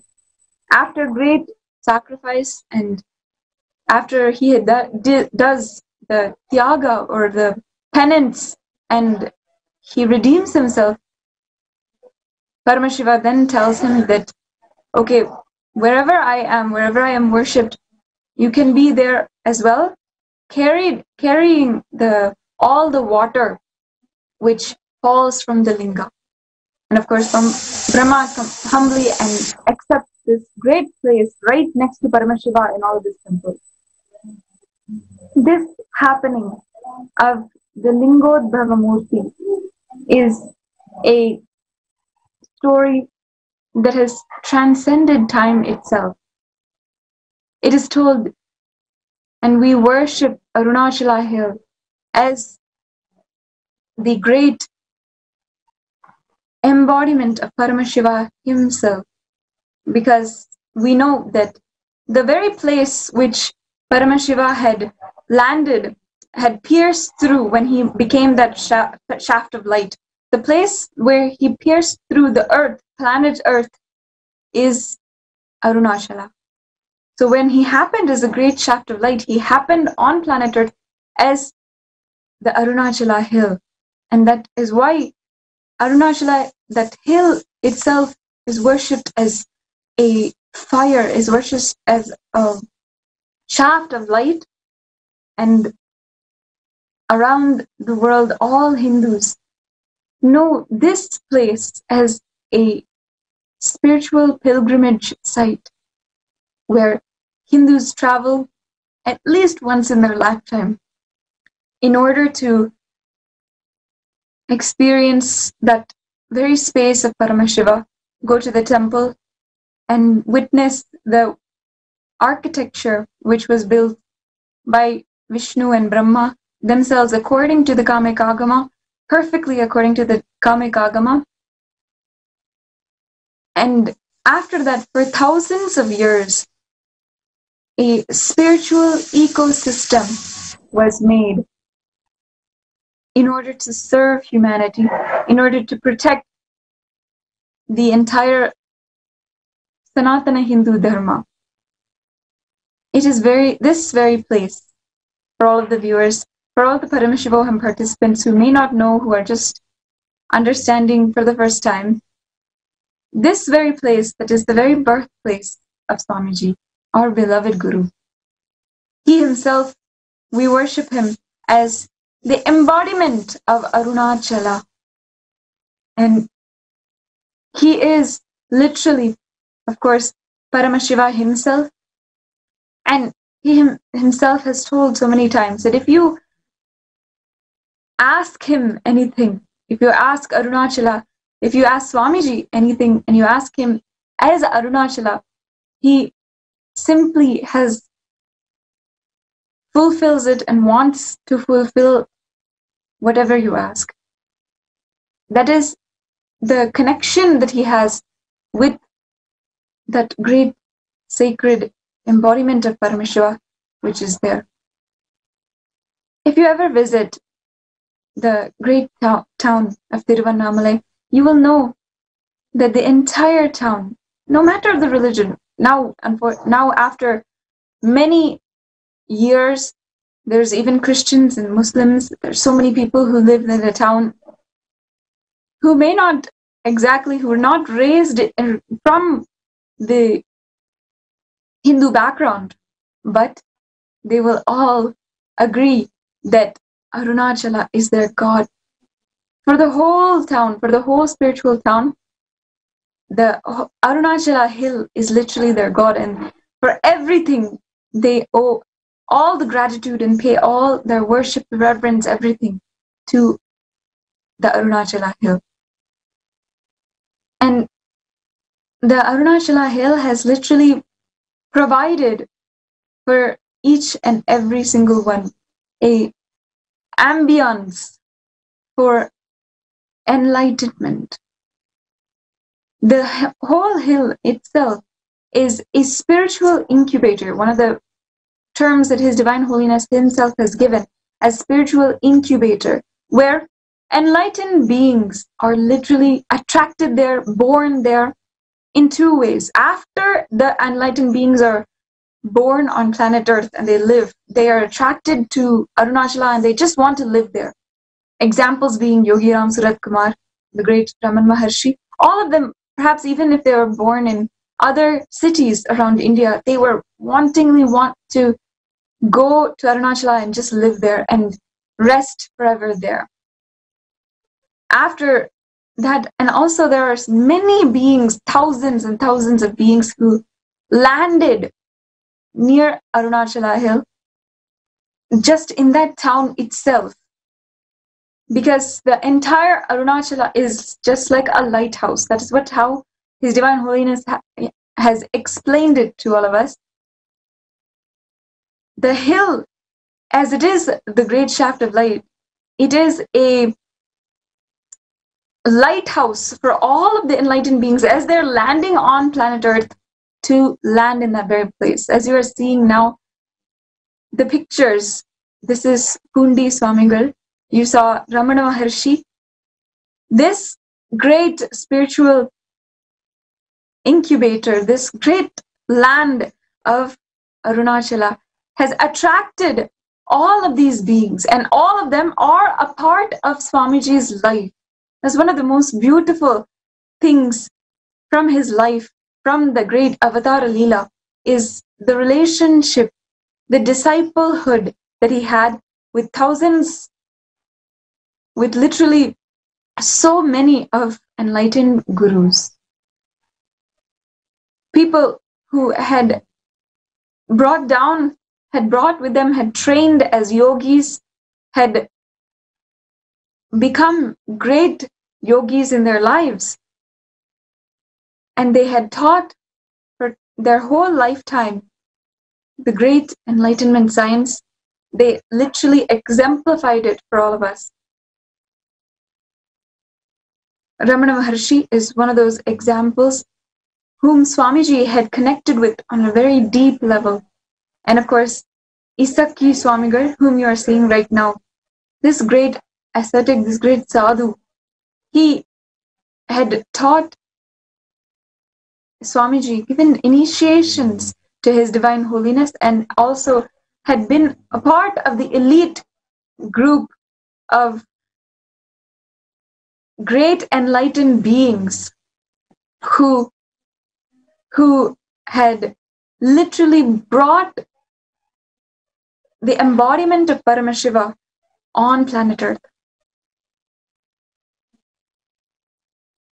Isakki Swamigal, Mata Vibhudananda Puri, Yogananda Puri, all of these were great enlightened beings who had brought Swamiji, brought the divine incarnation of Paramashiva on planet Earth. In fact, this very science is something that Swamiji is reviving today. He is reviving the science of how to bring down enlightened beings onto planet Earth. And it's a very beautiful science. And as you are seeing the pictures, all of these gurus had played an extremely important role in Swamiji's life, in making that ambiance. Today, without the revival of Sri Kailasa that Swamiji has done, you and me and all of us would never have the opportunity to manifest Shaktis like we are. Today we had such beautiful sharings from Ma Ravina, Ma Shishmita, from all over the world. These people are from New York, Canada, from Trinidad. We would never be able to experience this kind of breakthrough, this kind of like immense transformation, no matter where we are from, whether we're from a Hindu background or not, whether we're from a vegetarian, even a vegetarian household or not. Swamiji has literally gifted us, mapped this science from our ancient culture, from Sanatana Hindu Dharma, and given it to us in just a simple pill form. And today we are all able to have that because of the great hill of Arunachala and the environment the ecosystem that it created for Swamiji, for bringing down avatars on planet Earth. Just for all of the viewers, it is such a sweet thing to know more and more about as you're seeing these pictures. The great Arunachaleshwara temple, these are all, this is the environment in which His Divine Holiness Swamiji himself grew up in. So I'd like to briefly show all of the viewers a video of how Swamiji has described his very own happening on planet Earth in this very spot, in this very land of Arunachala.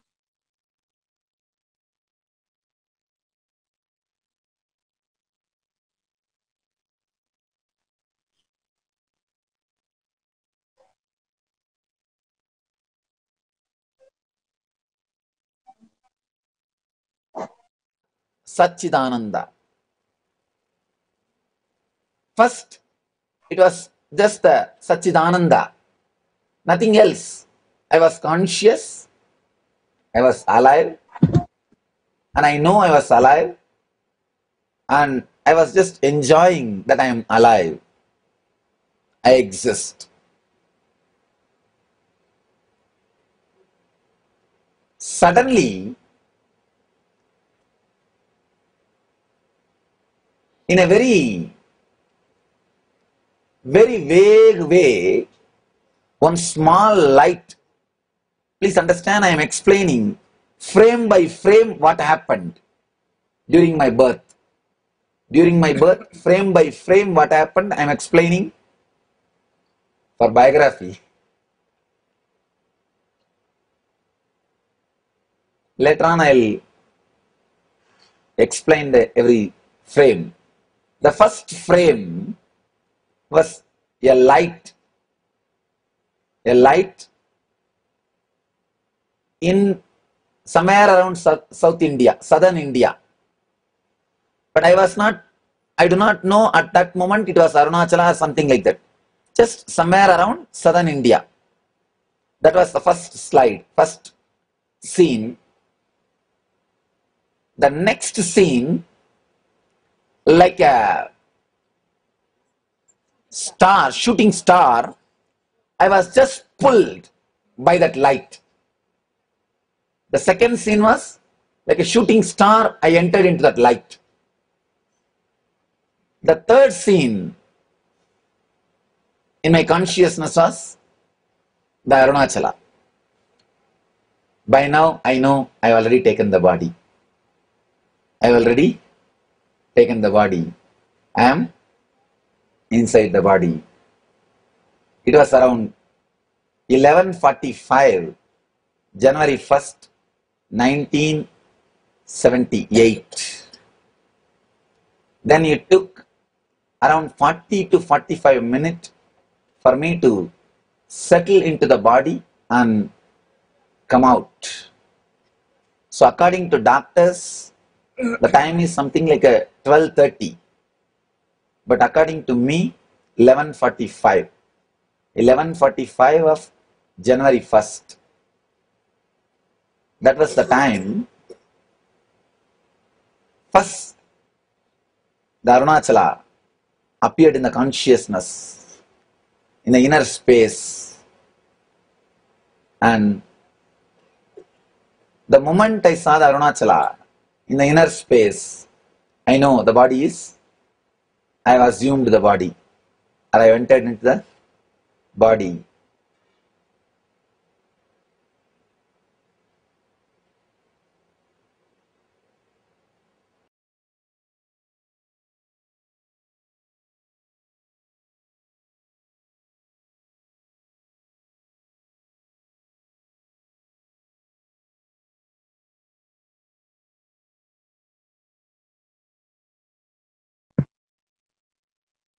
Yes. So as we have heard from Swamiji himself, that was his narration of how he happened on planet Earth. And this might be for some of you very first time you're hearing about something so peculiar, different, how the birth of an avatar happens. It is entirely conscious. Many of us, you and me included, we may not remember our birth. We don't remember how we happened, how we came from and soul to a body, and how we recognize that body. But how Swamiji was able to basically flash by flash, like a movie, describe to us his very birth. It is such a beautiful way for us to understand birth and also understand our possibility. Understand that we ourselves can have that possibility of having conscious birth, and not only that, His Divine Holiness is reviving this science so that He can bring down enlightened beings so that we can all create that enlightened ecosystem and literally live like gods on planet Earth once again. It is really a beautiful science that Swamiji is doing, and it is called N-pregnancy. It is available for even for pregnant or married couples who would like to participate, who would like to receive Swamiji's blessings and literally have enlightened children. See, for all of us, we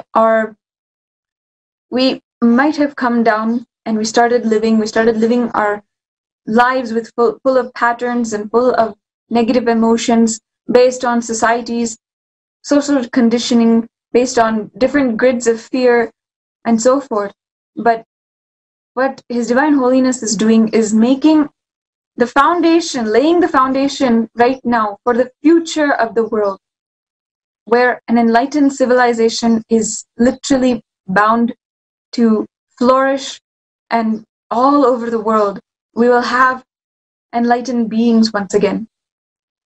This birth of the avatar is representing the revival of that very science happening on planet Earth once again. His Divine Holiness has in fact spoken a lot on the enlightened beings who happened in Tiruvannamalai. And he goes on and on and on. It's endless. The amount he has spoken on how much they had contributed to the environment he was in. Environment is everything. His Divine Holiness, as Supreme Pontiff of Hinduism, has even guided science, has even guided great scientists of today's world, of the modern day scientific field, that there is literally nothing natural about our birth. Everything is based on nature. There's a great scientific debate, which if you have studied a little bit, or if you are have background in university research, you know that there's a huge debate in DNA research, in research about growing children, in the development of human beings. There's a huge debate about nature versus what is natural. Is it natural versus can we build the environment? How much does the environment affect the development of a human being versus how does their DNA and their biological mapping affect a human being? And His Divine Holiness has actually revealed, Kala Bhairava, Mahakala Bhairava has actually revealed through His Divine Holiness, and these Akashic records are there available on YouTube and on our public platforms, where it has been revealed from the Akashic records, from these time-tested foolproof records, knowing it to be true, that there's no such thing as the biological mapping. Everything can be determined by the environment around. The environment determines everything. That is why Swamiji continuously emphasizes ecosystem. And of course, that is why we are reviving the entire Sri Kailasa. That is why everything has become about Sri Kailasa, the ecosystem, the enlightened civilization. In Tiruvannamalai, this perfect ecosystem was there such that we can bring down an incarnation. And unfortunately, it may have been one of the last ecosystems available for us to bring down on planet Earth Paramashiva, embodiments, enlightened beings, and incarnations. Unfortunately, that environment itself is so vulnerable to outside sources, to so many different forces that are impending against the entire ecosystem. Today, the gurus who had brought up His Divine Holiness had made that ambience for His Divine Holiness are unfortunately have left the body and are no longer available to Swamiji. That is why we know for a fact that Swamiji is the only hope for humanity. Swamiji is literally the only way that we can revive that kind of ecosystem again. The people who had made that ambience, their only purpose in their life was to bring down Paramashiva, and now he is there to literally hold the entire universe itself, the entire world, in order to manifest Sri Kailasa, make that ecosystem revived. Such is the grand narrative of the entire humanity, grand narrative, the Avatar Leela, the great enactment, the great Leela that His Divine Holiness Paramashiva is coming down and gracing us with again. There are many of these gurus that Swamiji has spoken on so many times, endlessly, and he, of course, is not yet done speaking on them. Raghupati Yogi or Yogananda Puri, Isaki Swamigar, Mata Vibhutananda Puri, all of whom we are really so indebted to, should be paying our entire gratitude to, because they have literally brought down Paramashiva for all of us to enjoy. We are just indebted to them because of how much they have just sacrificed in order to bring down Paramashiva on planet Earth, birth, and a divine incarnation, and ultimately make that ambience, make that ecosystem available.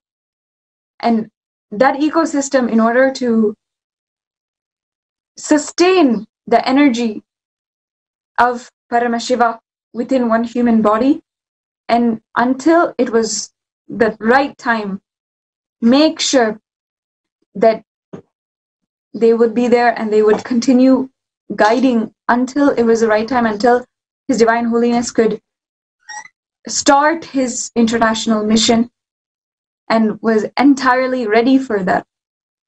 It actually, the thing is that his birth, everything was conscious.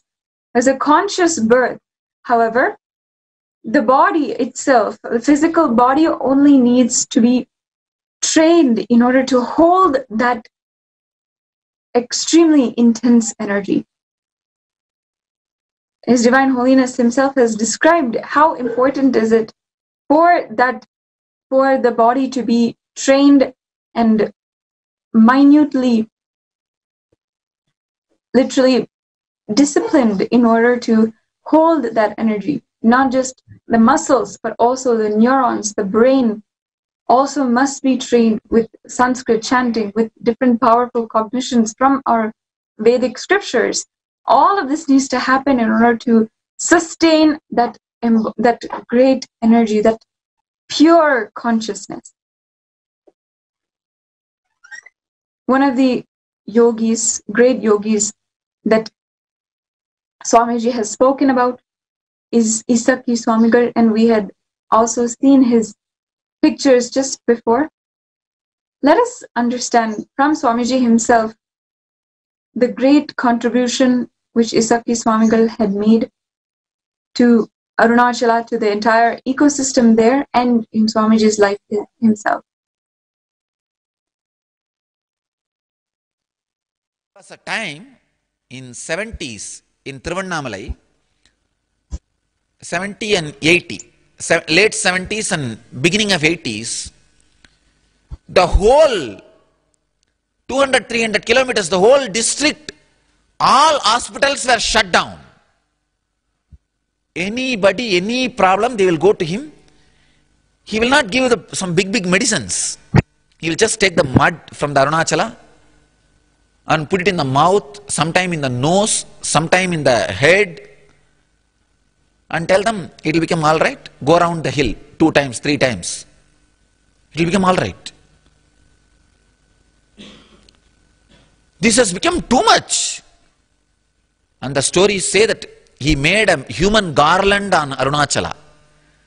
Means the people who started going around the hill because of his instruction were made like a human garland on Arunachala.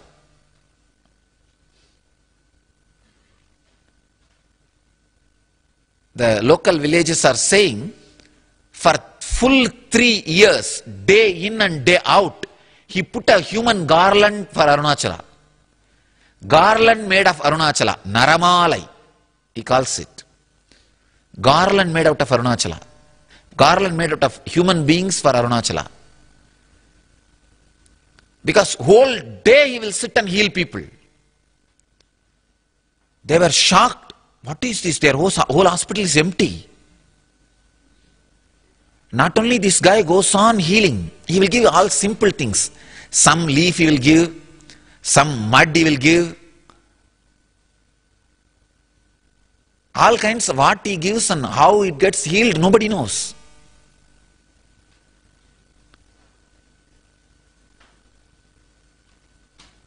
Not only is healing, he is inspiring people to stand on Hinduism.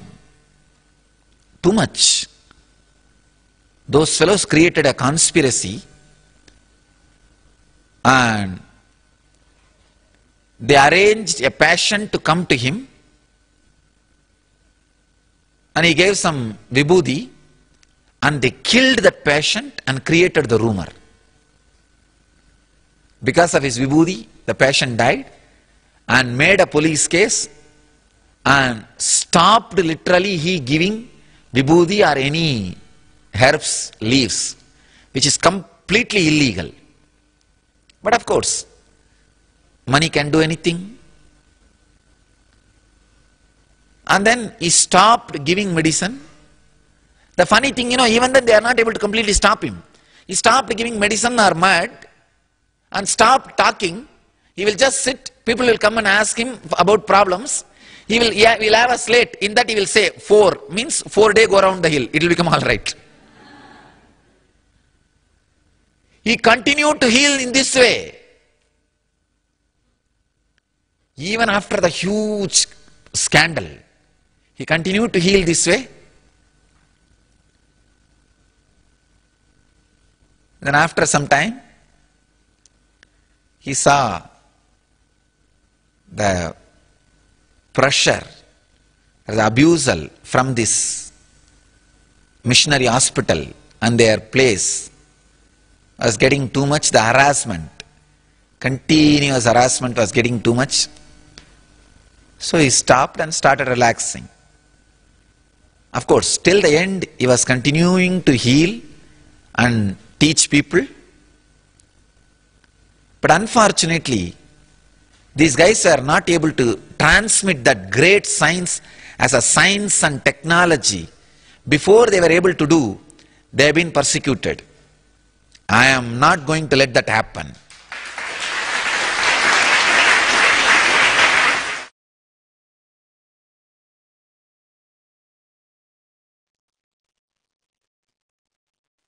Isaki Swamigal was one of the gurus of His Divine Holiness, one of the beings that were so blessed to play that role in the divine Leela, the great happening of the avatar. Another is, even though the great saint Ramana Maharshi had been born and also had attained Samadhi before Swamiji was born, even though he was a predecessor of Swamiji. In the life of Swamiji himself, one of the direct disciples of Ramana Maharshi, Annamalai Swamigal, was one of the gurus of Swamiji, and it was the teachings of Annamalai Swamigal which had influenced and deeply had carved out the way His Divine Holiness had practiced, what he had practiced, the different meditation techniques, and even today, continuously the techniques that he gives us are some that he himself had time-tested, made foolproof, just through his own experience, by himself practicing it.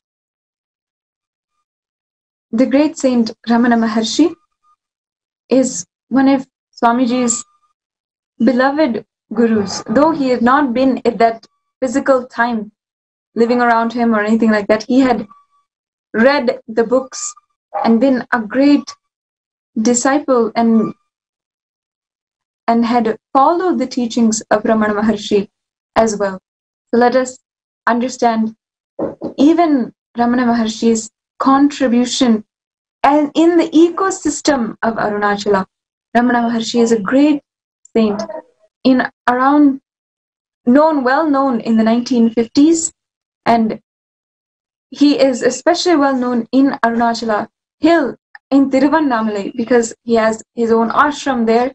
Many disciples from around the world have been affected, have been influenced, have literally achieved enlightenment because of his teachings and because of his books, because of his guidance.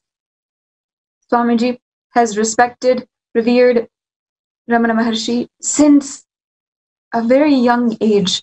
Let us understand, let us hear from Swamiji himself on the great saint Ramana Maharshi. Enough guts to live. The identity which is changing every day.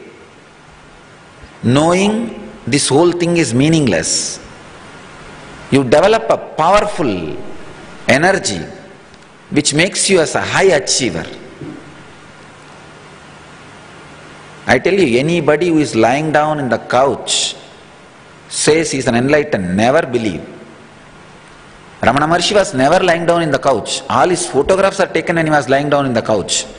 That does not mean whole life he was lying down in the couch. No. He used to cook and grind flour using those days traditional stone grinding machine. In those days, Indian villages, there used to be a grinding machine. Women used to grind rice and everything. Now that grinding machine has taken two incarnation.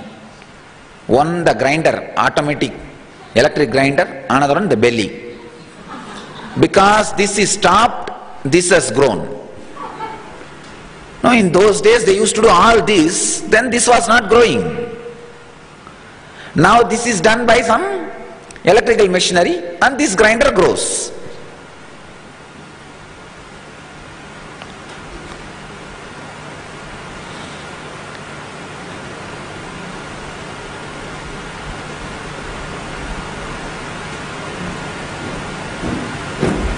Ramana Maharshi used to grind rice every day. Once the Tapasyananda Swami, a Mahapurusha from Ramakrishna Mission, he was the vice president of Ramakrishna Mission, he translated Bhagavatam, amazing English translation, Mahapurusha. He goes to see Ramana Maharshi. He asked somebody, where is Bhagavan? They said, go to the kitchen, he will be there. He entered the kitchen, he saw some 10 men are doing some work, washing the vessel, cooking. One was grinding, another one was cutting vegetable. He couldn't understand, or he can't identify who is Ramana Maharshi. He went to the man who was grinding and asked, Who is Ramana Maharshi? Exactly, he is Bhagavan. Then Bhagavan looked this side and that side and showed one big brass vessel, anda, saying that Ramana. He showed the finger and said Ramana. Tapasyanji could not understand. He looked and said, this is Ramana. Bhagavan said, at least on that name Ramana is written, so that can be considered as it will be more Ramana than this body. Because in that vessel, Ramanashram name is written. He said, if you give the title Ramana to that vessel, that will be more apt than giving the title Ramana to this body, because it is not written on this body. Then immediately Tapasyanji understood he is Ramana Maharshi and fell at the feet.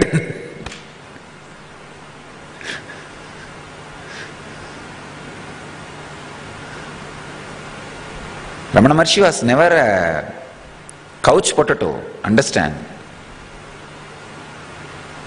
A man was merged in existence, experienced existence, can never be a couch potato. He will be naturally a high achiever, maybe in different dimensions. Being a high achiever is one of the important, uncoverable quality of enlightened being.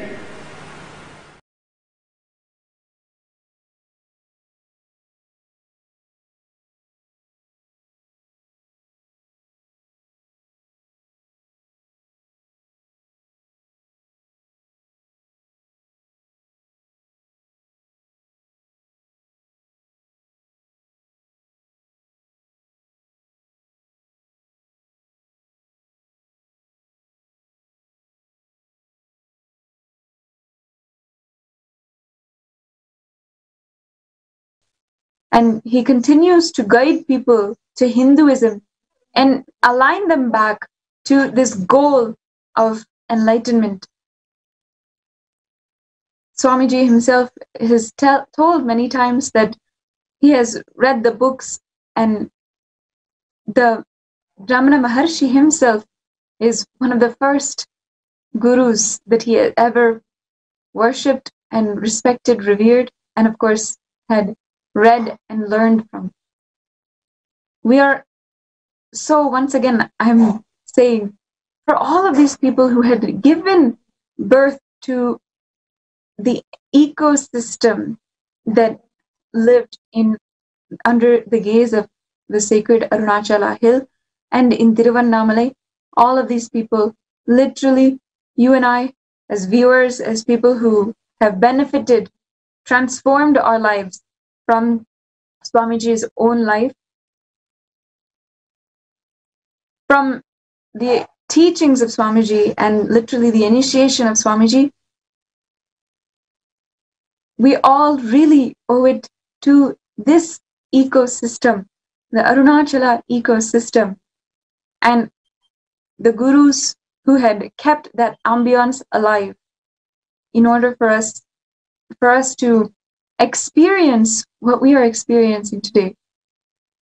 All of us, the Paramashivoham, all of us sannyasis, and all of the Sri Kailasa vasis all over the world, wherever you might be logging in from, the different ecosystems that Swamiji has created, Los Angeles, Washington, D.C., Seattle, London, Trinidad, so many different places, the ecosystems, and all of us today are logging in for the Kailash Courtyard Power Manifestation System. We have to remind ourselves that without His Divine Holiness, without His sincere work that He has given to all of us and sacrificed for all of us, despite so much of persecution, we would truly not be able to experience the ultimate bliss, the transformation that we are able to experience today. Let's take it as a reminder to ourselves and recommit ourselves to reviving Sri Kailasa with the guidance and led by Swamiji. With all of our integrity, let us recommit to reviving Sri Kailasa and building that enlightenment ecosystem which Swamiji has gifted to the world, literally. Protecting it, reviving it, continuing it for the next generations, and letting it serve humanity for eternity. We can start right now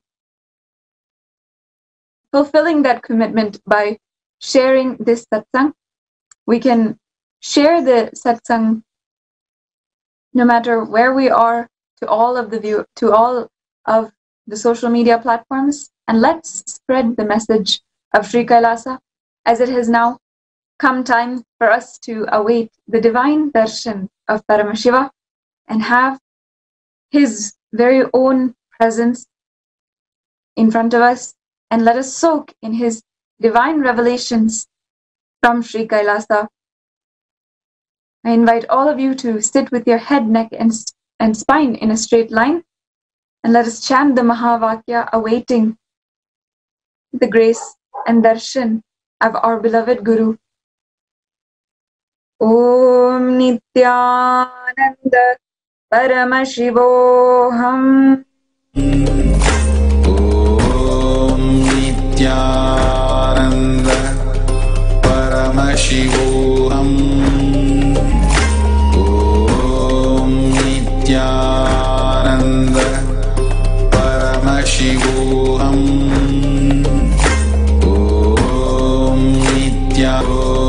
Nithyananda Paramashivoham. Nithyanandam. A simple but powerful truth from Bhagavan Sri Nithyananda Paramashivam in today's live satsang. Many times in our life, we have tried for success and get frustrated, feeling, oh, so many years I have tried, I've worked for success, but nothing comes to me. Success never happens to me. And we get frustrated, or even if we achieve something, we feel bored the moment we achieve, and we wonder what is there in life. But Swamiji says, work for excellence, then success becomes redundant. Whether it happens or not, it doesn't matter, because we are enjoying, we are so excited with what we do, then success becomes irrelevant. If it happens, great. If it doesn't bother, because we are working so much towards excellence. This truth, when we apply, success is just bound to happen in our life. And as Swamiji is saying, thousands around the world are doing this, are radiating the space of Paramashiva through this unclutching meditation, the Akhanda Nirvikalpa Samadhi, Jnana Yajna, by participating in it. This unclutching technique has so many benefits, whether intensifying our integrity or helping us in our excellence, or helping us to move to that beautiful space of being untouched by no matter what happens inside or outside, or contributing to the global peace. When there is no irritation inside of us, when there is no anger, when there is no insecurity, when there is no violence inside of us, naturally we do not contribute to the violence outside, but we contribute to the peace of the world. As thousands around the world are unclutching from their thought currents, Swamiji says the thoughts are not linked. They are independent, random, unconnected, illogical thoughts. As they come up, they are like water bubbles. Just witness and unclutch from them. Not to be bothered, not to follow them, not to believe them, not to do anything with them. Just witness and unclutch. Then we are not affected by our thoughts. We don't need to control our thoughts. We don't need to control our mind or even get frustrated but we enjoy that beautiful space of Nirvikalpa Samadhi in us. We enjoy that space of Paramashiva inside of us. This space helps us to manifest whatever we want in our life as we are operating from the space of Paramashiva. This unclutching meditation is happening 24/7 around the world. You are most welcome to participate in this beautiful happening to contribute towards the global peace as well as in healing the world of the COVID-19 pandemic. In addition to this, the Paramashivoham level 2, the greatest, most positive most positive happening on planet Earth is continuing to happen day and night.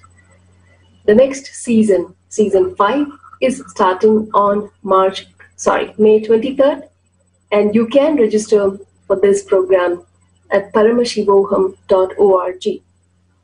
If you are finding, oh, this unclutching is even difficult for me, definitely do register for Paramashivoham level 2, because there you will be guided not only with the knowledge but with the technique, and also of course with the Diksha from Swamiji, from Paramashiva himself, into these powerful processes where naturally we radiate the state, space, being and super consciousness of Paramashiva. The next batch starts on May 23rd. You can register for this program at paramashivoham.org. So thank you. We hope you will become part of this most positive happening on planet Earth and be one of the 10,000 in giving the superconscious breakthrough to humanity. Thank you, Nithyananda.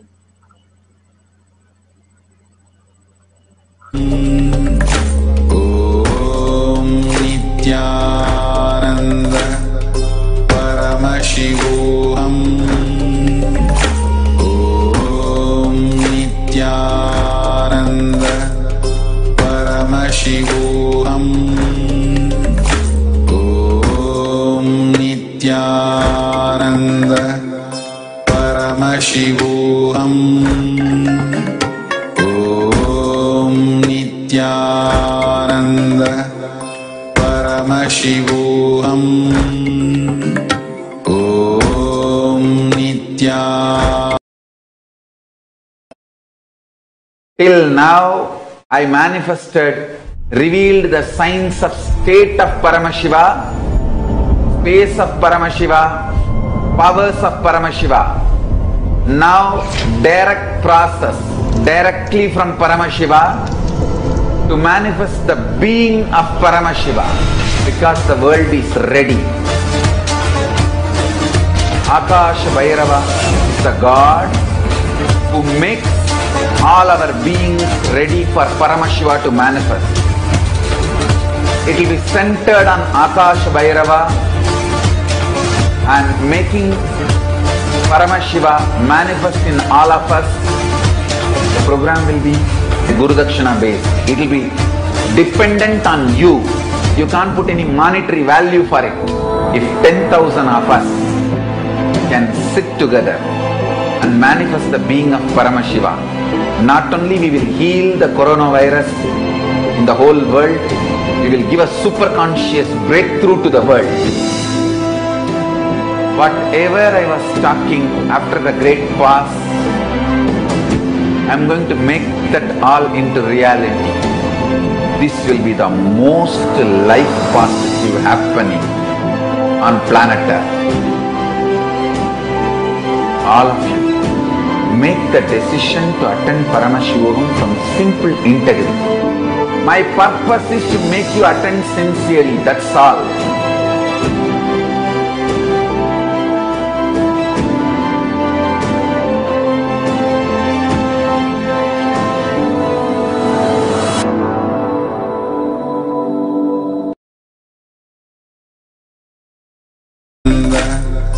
Paramashivoham. Om Nithyananda Paramashivoham. Om Nithyananda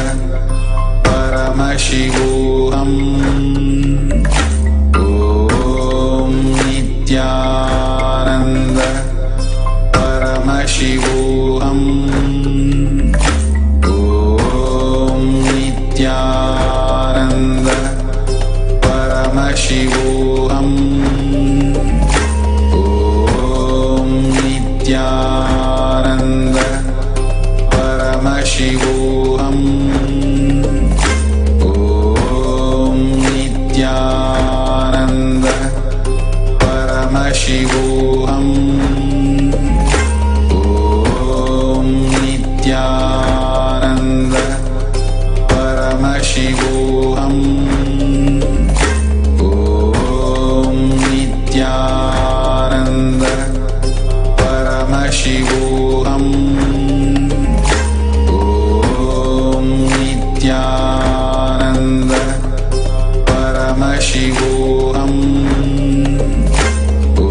Om Nithyananda Paramashivam.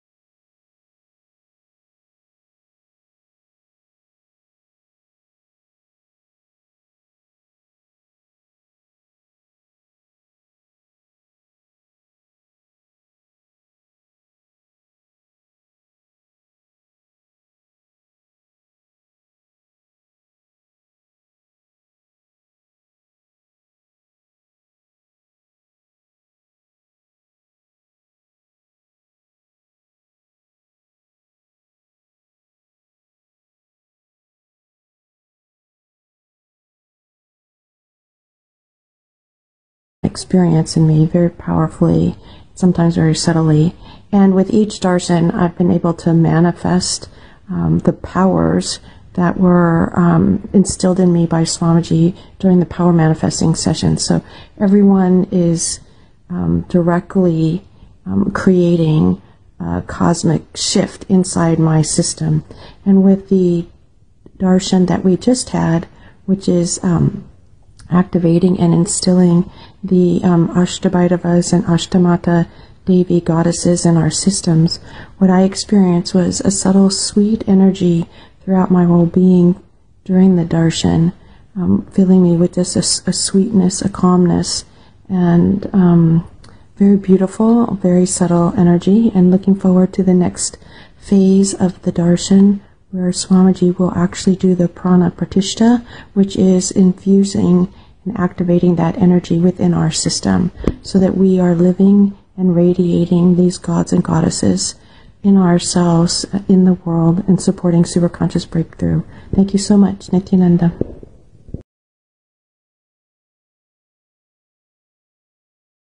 Om Nithyananda Paramashivam. Om Nithyananda Paramashivam. Om Nithyananda Paramashivam. Om Nithyananda Paramashivam. Om Nithyananda Paramashivam. Om Nithyananda Paramashivam.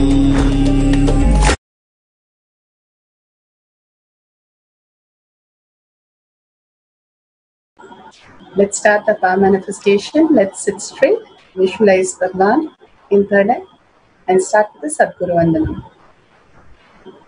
Nithyanandam Paramasukadam Kevalam Jnanamurtim Dvandvatitam Gaganasadisham Tattvamasyavilaksham Ekam Nityam Vimalamachalam Sarvadi Sakshibhutam Bhavatitam Trigunarahitam Sadgurum Tam Namami.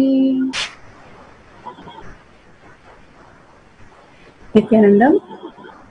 such a beautiful darshan and initiation and very powerful cognition that Bhagavan again and again reiterates and gives us such breakthrough in our cognition. Bhagavan beautifully said how the excellence and success, when we are going behind success, we get frustrated, tired, bored, and then we are a failure of success. But when we go for excellence, that is just for no reason, we are just working.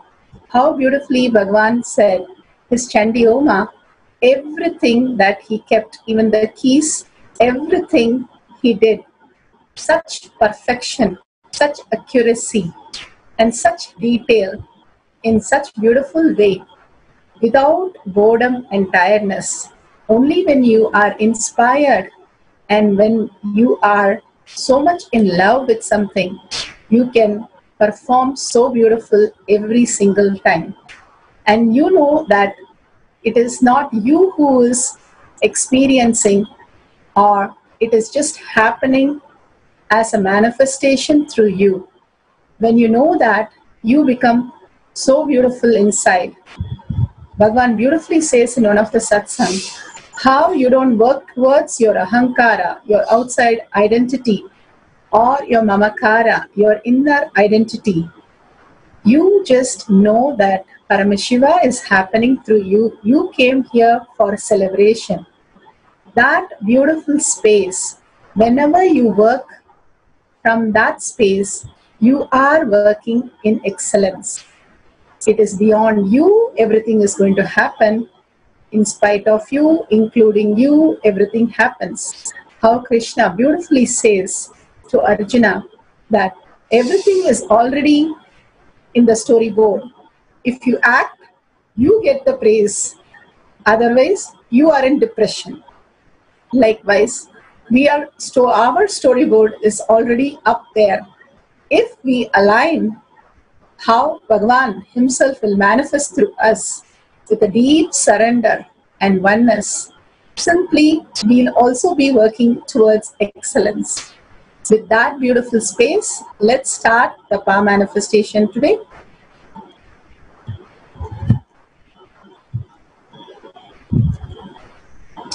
Today we will be starting with the power of levitation.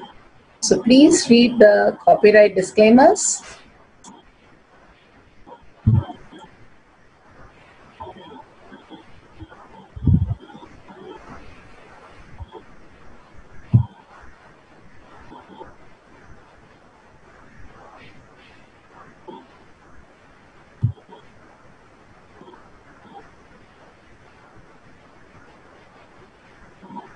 Let's start with what is power manifestation. Power manifestation is nothing but a cognitive shift can infuse powerfulness into any action or state that we are in. It raises the frequency of our body and mind to the ultimate powerfulness, Triyatita. We know the three state. How we are awake, we go to the dream state and the deep sleep state. We are so bored and tired of our inner chatter, whether outer world or inner world, that we are focusing constantly trying to empower, prove, attest the identity. We get tired of that and we fall into the powerless space and go to the deep sleep and the dream state, experiencing and fulfilling through our dreams. But we know that it is not reality. We very well know that the reality, the source of these three states, the Turiya state, heightened intelligence, awareness, is the consciousness. The Turiyatita state, the conscious state, is the existential reality.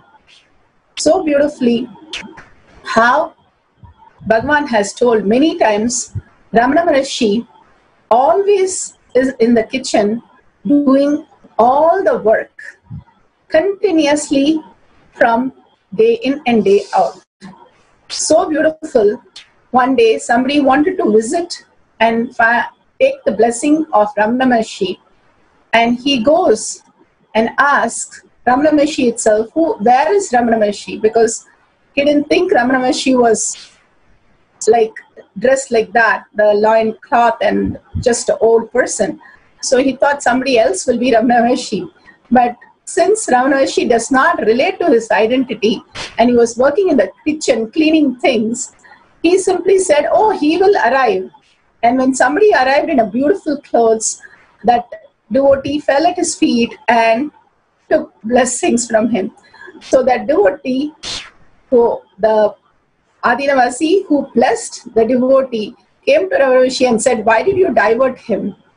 Ramana Maharshi beautifully said, oh, I didn't know that I was Ramana. I thought, no, he was looking for somebody else. I only remember Arunachala and pure oneness with Arunachala. Just letting go your identity and just constantly piercing that boredom and tiredness, which doesn't like us repeating anything. It doesn't like routine. It doesn't like repeating. It simply doesn't like us to break the mind to experience the consciousness. Bhagavan beautifully gives us the best way to us to realize the consciousness, that is manifesting powers and raising our frequency, breaking the boredom and tiredness. Bhagavan beautifully gives us the space of Paramashiva, the state of Paramashiva, the space of Paramashiva, the powers of Paramashiva, the being of Paramashiva, and Sri Kailasa of Paramashiva, the 5 phases of Paramashiva. Satyojata, Shrishti, manifestation is the Kriya. Vamadeva, Sthiti, which is sustenance. Agora, Samhara, regeneration, is the Kriya. Tat Purusha phase, Trobhava, delusion, pulling us and putting us into delusion, is Tat Purusha's phase. Ishana, ultimately liberating us, Anugraha, happens to us. All these Panchakriya, which is constantly happening as a big bang and black hole in us, and making our existential reality possible. But we aligned to the selective reality, which creates the confusion. Bhagavan himself has come down, Paramashiva has come down to planet Earth, living and playing the Leela of a human being and making us understand the higher reality. His Divine Holiness Nithyananda Paramashivam is a reviver of Kailasa, the ancient enlightened civilization, the great cosmic borderless Hindu nation. His Divine Holiness Nithyananda Paramashivam is an avatar from Hinduism and a supreme Pontiff of Hinduism. His Divine Holiness Nithyananda Paramashivam made science of power manifestation, yoga, temple-based university, user-friendly for the modern world. His Divine Holiness Nithyananda Paramashivam, he has suffered the worst persecution in multi-level by anti-Hindu element, and Kailasa, led by His Divine Holiness Nithyananda Paramashivam and his Hindu diaspora, are working for global peace, and he is a founder of Nithyananda Hindu University, which has extended campus in 150 countries. And he is a Guru Mahasannidhanam, 293rd Guru Mahasannidhanam of Shamalapita, Sarnyapita and Swargapura Adinam, and present Maharaj of Suryavamsa Surangi Samrajyam. So beautiful, Bhagavan has come down to revive the whole Hinduism on planet Earth, completely revealing the extraordinary possibility of the human beings. He's given the science of power manifestation, which is authentic, time-tested, scientific, and foolproof. The Shastra Pramanas, the Veda Agamas, the eternal, unchangeable truths revealed in the source Hindu scriptures. Apta Pramanas. Aptas are the Rishis, Munis, Ganas, Nayanamars, Siddhars, who are the authority of Hinduism, the Vedic Rishis and scientists who time-tested and verified the science. The Atma Pramanas. Atmas are the avatars of the millennium who land on planet Earth, the god and goddesses who come down as Nija Avataras on planet Earth to play the Leela of a human being and ferociously breaking the boredom and tiredness and experiencing the superconsciousness. Here, Bhagavan Nithyananda Paramashivam has come down, the Millennium Avatar personal experience of power manifestation, to show us the millions of devotees about power manifestation. Shakshi Pramanas are the experience of the millions of disciple, devotees, followers initiated into the science by His Divine Holiness Nithyananda Paramashivam. Bhagavan has beautifully given us the science of manifestation. It is repeatable and it is time-tested, scientific, foolproof and authentic. So let's go to the Shastra Pramana. Today's Shastra Pramana is from Vijnana Bhairava Tantra, Sutra 82, Dharana 57. The Shastra Pramana for the powers of levitation is taken from the Vijnana Bhairava Tantra, Sutra 82, Dharana 57. Archane Shayane Shishva Niradharam Vibhagayan Swadeham Manasishine Janadaksina Sajo Bhavet. So beautifully, Bhagavan has given us the Shastra Pramana for levitation. Being situated on a comfortable seat or a bed, firmly cognize that your body is without any support or base from anywhere. It is resting on nothing. By holding this cognition, when the mind becomes worn away and thoughtlessness arises, then in an instant one becomes weightless and experience the space beyond the mind, the space of Paramashiva. So beautiful that Bhagavan has told us about success and excellence. The excellence is always happening. There is no end of it.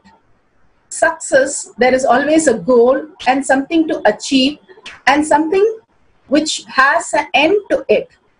Anything which is excellence is ultimate. There is no end.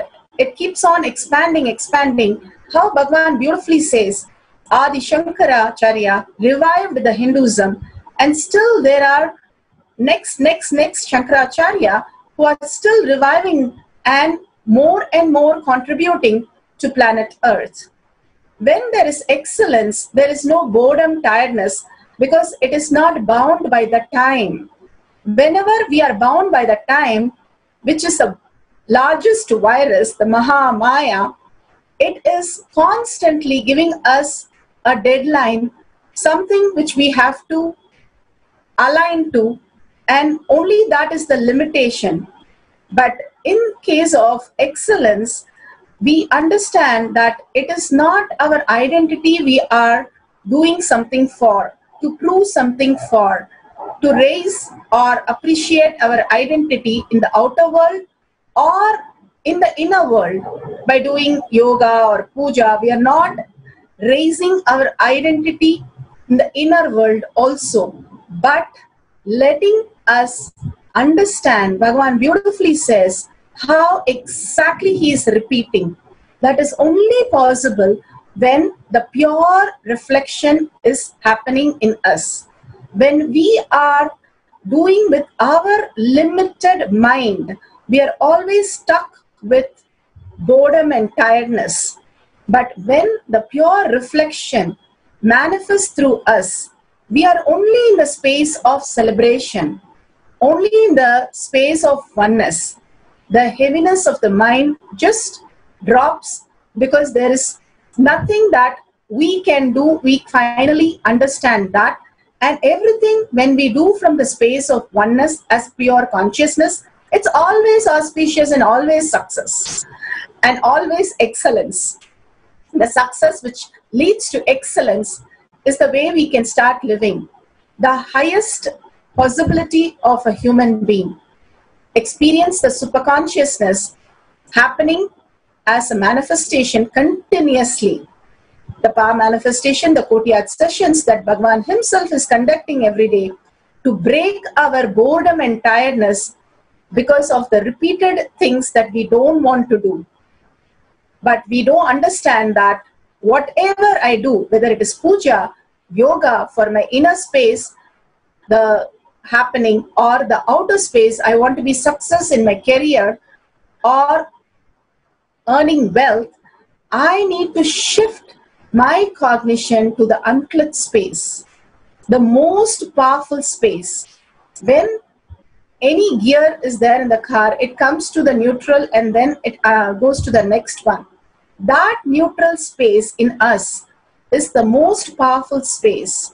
When we understand the excellence is there in that neutral space, not when we are trying to prove something outside or trying to prove something inside, but letting go both the identity, dissolving that and completely surrendering that to Bhagavan's lotus feet and being oneness as the ultimate reality and understanding the whole science.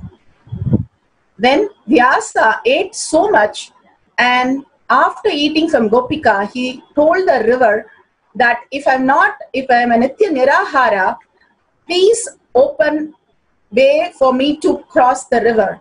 Simply the river opened up because he is living in such a beautiful space that he is not becoming heavy by consuming something from the outer world.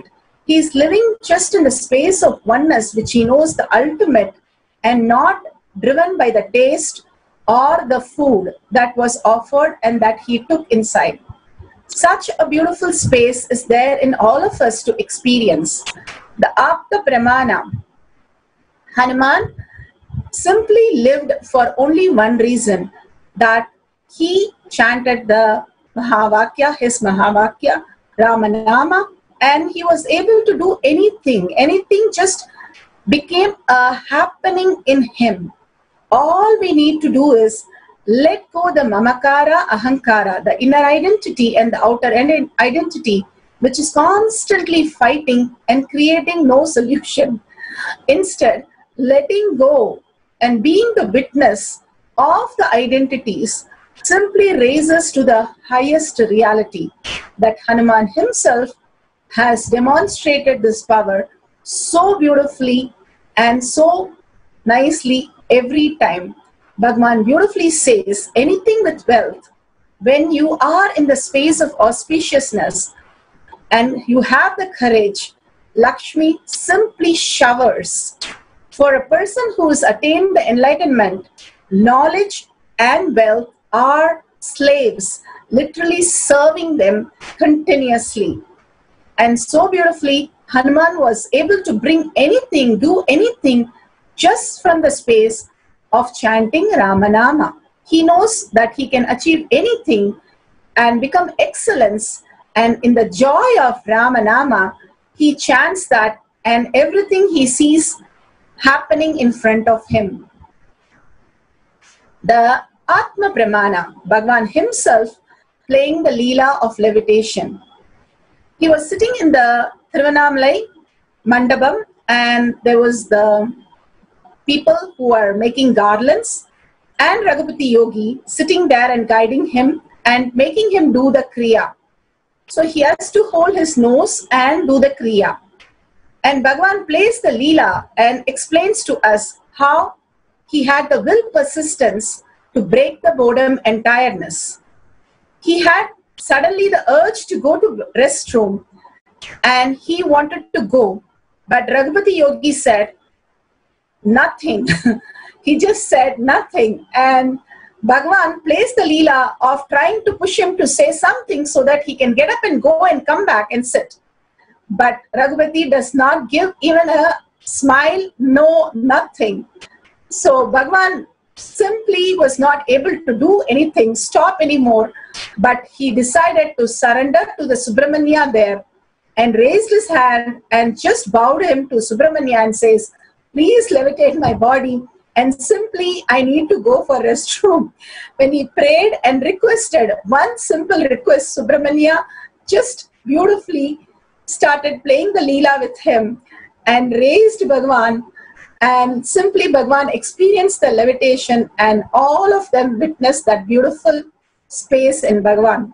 As a small child who cannot just resist when he has to go for restroom, and breaking that illusion and the delusion and simply aligning the ultimate surrender that whatever happens, the oneness is the only thing which is going to protect me, raise me, make me experience the excellence. Simply Bhagwan played the Leela for us to understand the will persistence, even as a very small child who can do it. If we are ready and make a decision to break the boredom and tiredness, any one of us could experience the beautiful space of weightlessness and manifest the power of levitation. Now, we'll see the Shakshi Pramanas, the millions of devotee disciples experiencing the space of levitation. Here, Saundralaya has clearly said that he has manifested intense levitation. Even his body temperature was really high and the Kundalini was really happening in him. And such a beautiful space. Sharmine is also explained how her body first refused to lift, and after that, amazingly, she experienced the higher reality by simply experiencing the levitation, and she understood the detoxification that Bhagwan says is very important. The Panchakriya, malic acid, haritaki, nirahara samyama, everything helped her so much to manifest the power of levitation. It is very true that our body is full of toxin. Constantly we are run by the negative thoughts in our mind. The only way, the easiest way for us to unclutch is detox. Take liquid diets as much as possible and take haritaki, which is Bhagwan says as a solid gold, and castor oil, which is a liquid gold, and do the nirahara samyama. Literally all the toxin is out of the body and you start manifesting higher powers. So this is a beautiful science that Bhagwan has given us to experience, go beyond the boredom and tiredness and realize our enlightened space. Now, today we are going to start the power of levitation. The levitation, declare intensely you are Paramashiva. You are not the Mamakara or Ahankara, your outer identity or your inner identity, but you are Paramashiva. Beyond that, you are in the space of oneness with Bhagwan. Paramashiva, who is your Guru, who is the embodiment of Paramashiva himself. When the earth pulls, it is gravity is what you experience. When you are in oneness, Kailasa pulls, and that is levitation. The only currency that really works in the existential reality is oneness. Not the time, not the money, not the people, not the job, which is the security, but the oneness is ultimate security. So let's go to the instruction today. Let's sit straight. Very simple. Have nice bed and cot. Sit on the bedding with your head, neck and spine in a straight line. Just remember Bhagwan in your third eye. Remembering in your third eye, bringing the awareness to your third eye, raises your frequency. Remembrance is liberation. From the space of absolute unclutching and doing the Tyaga, as you are the Paramashiva is your only strength. Now declare complete, simple integrity with Bhagwan. That I am not going to get off till I experience this. Make a sankalpa. Experience the oneness with Bhagwan. Amazing darshan that Bhagwan has given, very powerful and very high energy. Just he has initiated all of us into the power now. So let's experience that initiation by bringing the coherence in our brain to just only experience the Paramashiva space in us. Have an appointment only with Paramashiva and experience the ultimate. With a deep listening, start chanting the Mahavakya, Om Nithyananda Paramashivam. Repeatedly start chanting so that the integrity is higher in you. Minds keep on diverting you from being in the listening with Paramashiva. So bring your mind back to the listening of Mahavakya and the powerful cognition that Bhagavan has given, and keeping it very dissolved in the oneness with Paramashiva. Again and again, the oneness is the ultimate space. Don't let any thought, any words, anything, any other action happening in you. Only be in the space of oneness, experiencing the ultimate. Now we'll have 11 minutes video of completely in oneness and chanting the Mahavakya, Om Nithyananda Paramashivoham. Let's start.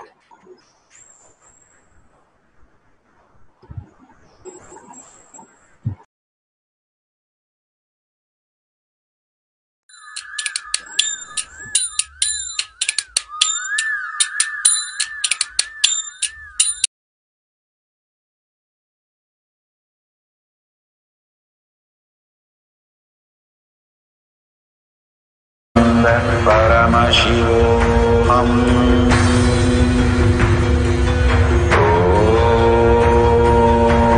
Nithyananda Paramashivam.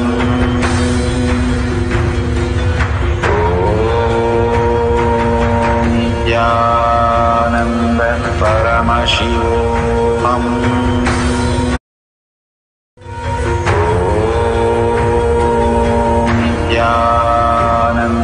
Paramashivam.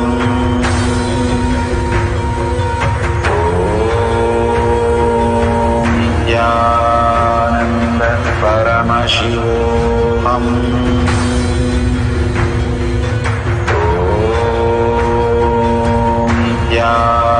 Nithyananda Paramashivam.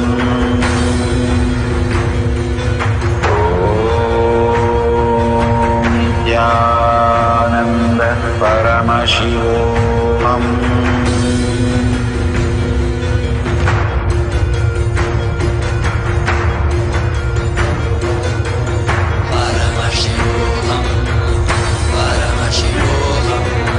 Let Paramashiva's third eye manifest in all our third eyes. Let the Amrita pour, let the Varni open up, manifest in all of us.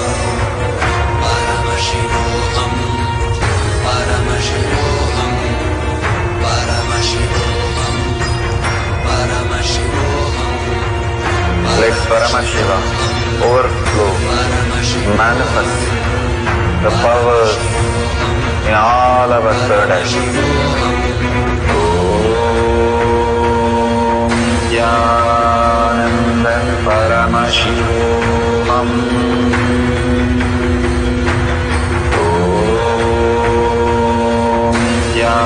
Nithyananda Paramashivam.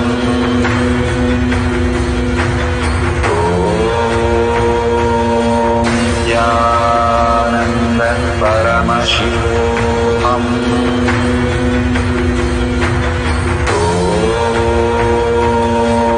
Nithyananda Paramashivam. Om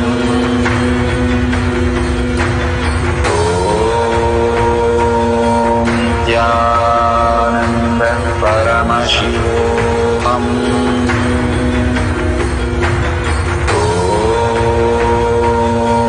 Nithyananda Paramashivam. Om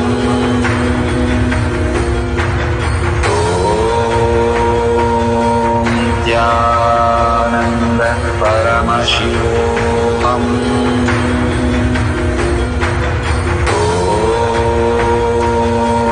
Nithyananda Paramashivam.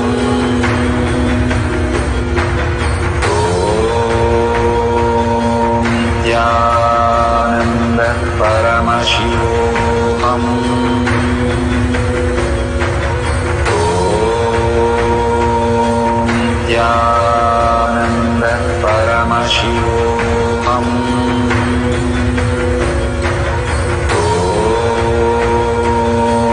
Nithyananda Paramashivam.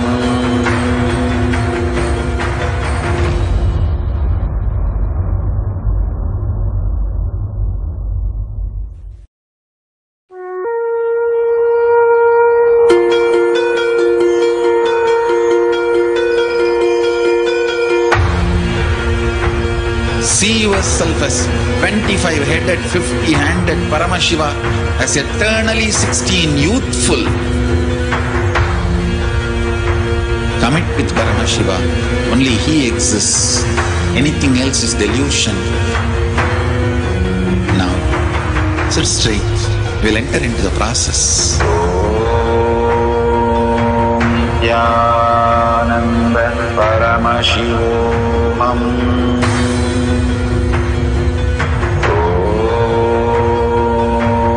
Nithyananda Paramashivam.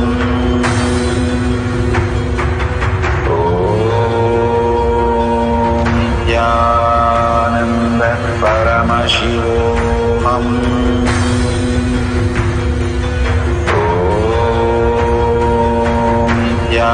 Nithyananda Paramashivam.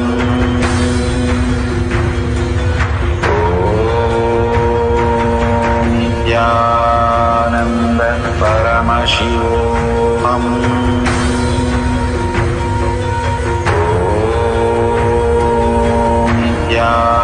Nithyananda Paramashivam.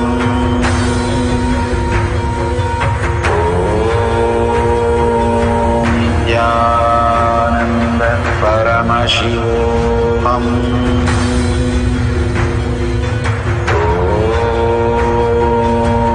Nithyananda Paramashivam.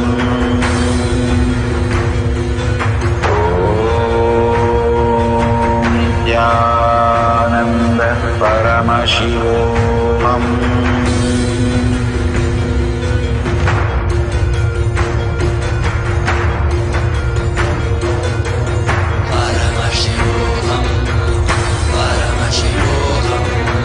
Let Paramashiva's third eye manifest in all our third eyes.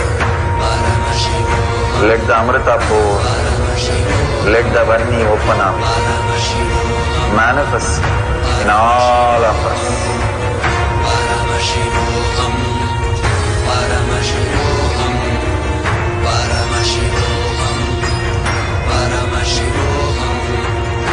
Let Paramashiva overflow, manifest the powers in all our third eyes.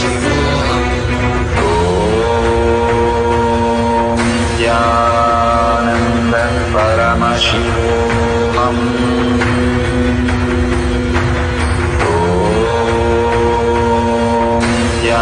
Nithyananda Paramashivam.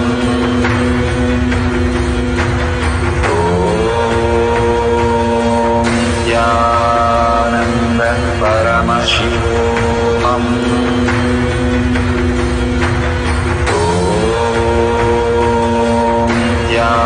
Nithyananda Paramashivam.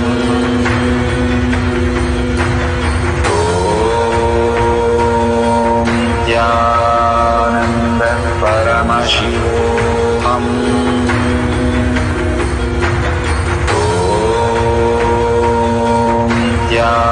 Nithyananda Paramashivam.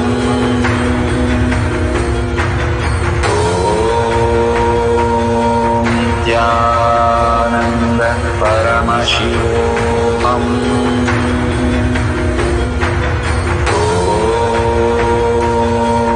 Nithyananda Paramashivam.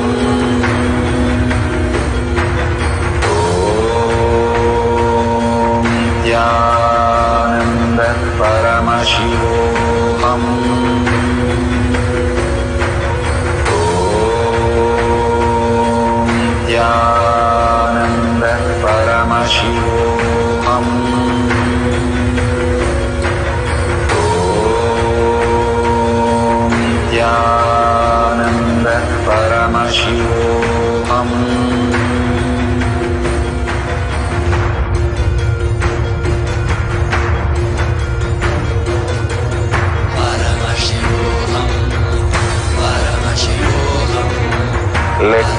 Paramashiva's third eye, manifesting all our third eyes. Let the Amrita pour, let the Vanni open up, manifest in all of us.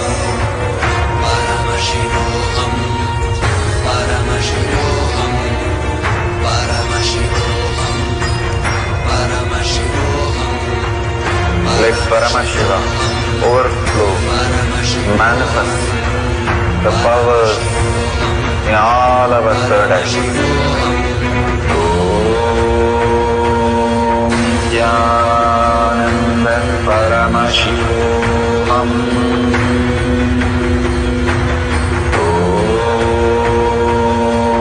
Jnananda Paramashivam.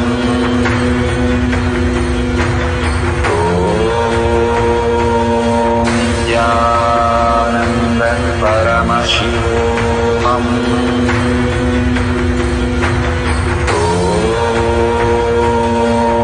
Jnananda Paramashivam. Om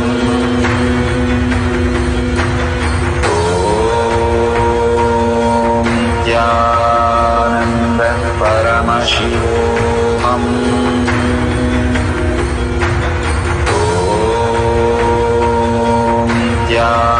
Jnananda Paramashivam.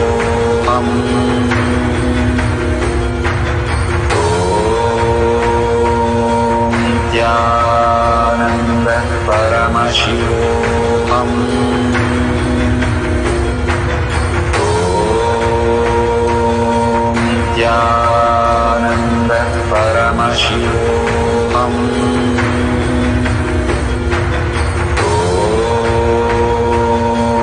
Jnananda Paramashivam.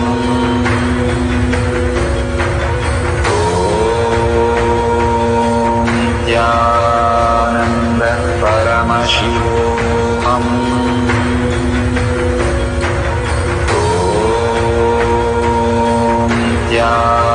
Jnananda Paramashivam. Om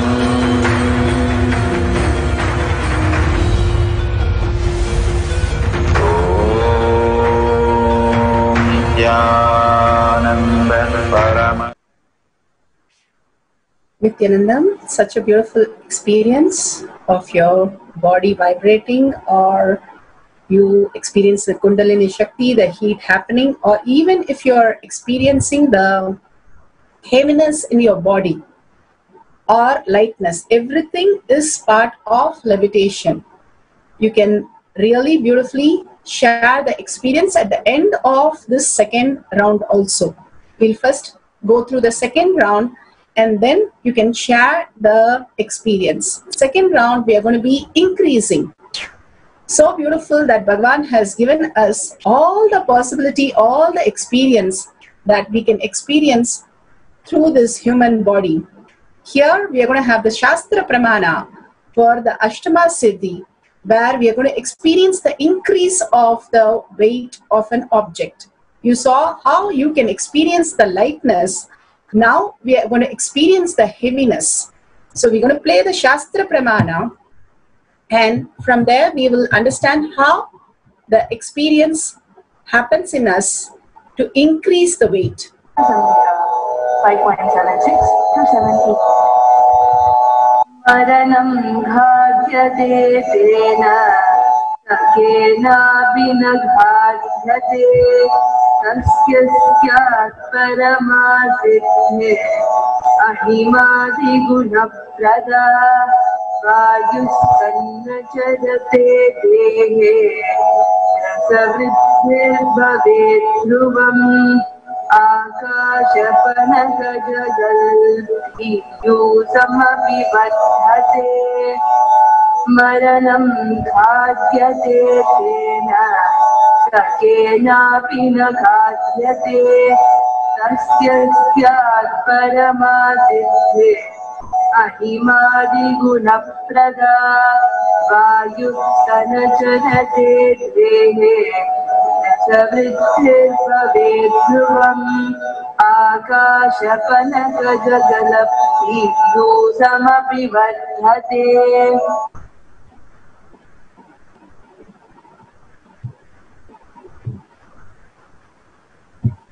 So beautiful.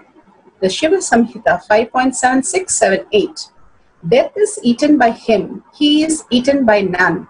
He manifests the highest power of such as Ahima, Anima, Lagima, Mahima, Garima, all the Ashtama Siddhis, the Vayu, the Prana, energy moves equally throughout his body. The juice of his body also increase, Rasa Viddhi.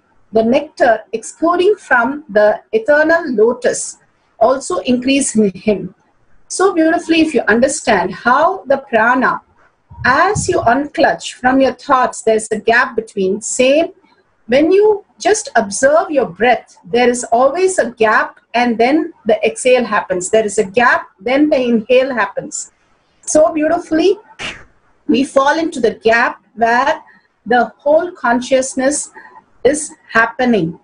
And so beautifully in this sutra, it says, Rasa Viddhi, the nectar of excluding from the eternal lotus. Bhagavan beautifully many times says, when you surrender to the Guru's lotus feet, Bhagavan's lotus feet, you simply experience the ultimate possibility that a human can experience.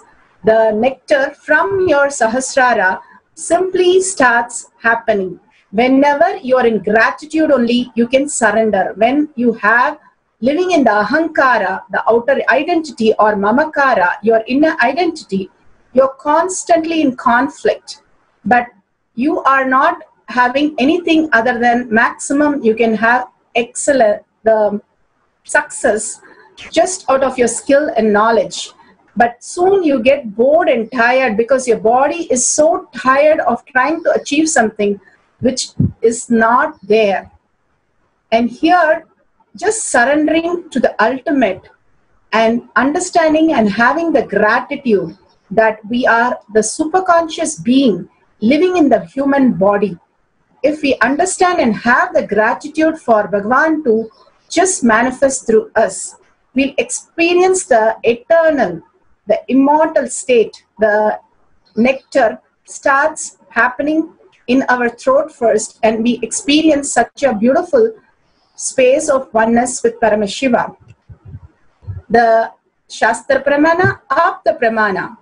Hanuman, again, how he experienced the heaviness and increase. He made himself so heavy that Bhima, when he went to lift even his tail, he was not able to do it. Because of his arrogance, he thought he is the most skillful and most proficient and professional of weightlifter. And he was not even able to move a monkey's tail. So then comes the mamakara and ahankara shatter. And when he surrendered and completed with his inner identity and outer identity, simply Hanuman said, when I am in the space of oneness with Rama, I can just manifest anything and everything. The abundance simply flows in us when we are in oneness. Here, Atma Pramana, Bhagavan beautifully took the deity of the Nataraja into the Los Angeles temple. It was 6 feet and 10 inches. And the door was 6 feet and 8 inches. They were trying to remove the door and take the deity in. But Bhagavan simply blessed and said, it will go in. And nobody knows how it can happen. It reduced the size and increased the size when they placed the deity inside the temple. It is still amazing for all the devotees and disciples out there in LA to experience and witness this beautifully, how they could reduce and increase the size of an object simply by connecting to Bhagavan. Such a beautiful space. Let's start. We have the Shakshi Pramana of how they have increased the weight of the Lakshmi chain. Here, Lord Lakshmi's deity chain is placed, and you can see in every cycle, the chain, the golden chain, has started increasing the weight. Many ask the question, After the power manifestation is over, the chain again goes back to the original number. Bhagavan beautifully explains a real situation, how it can be permanent.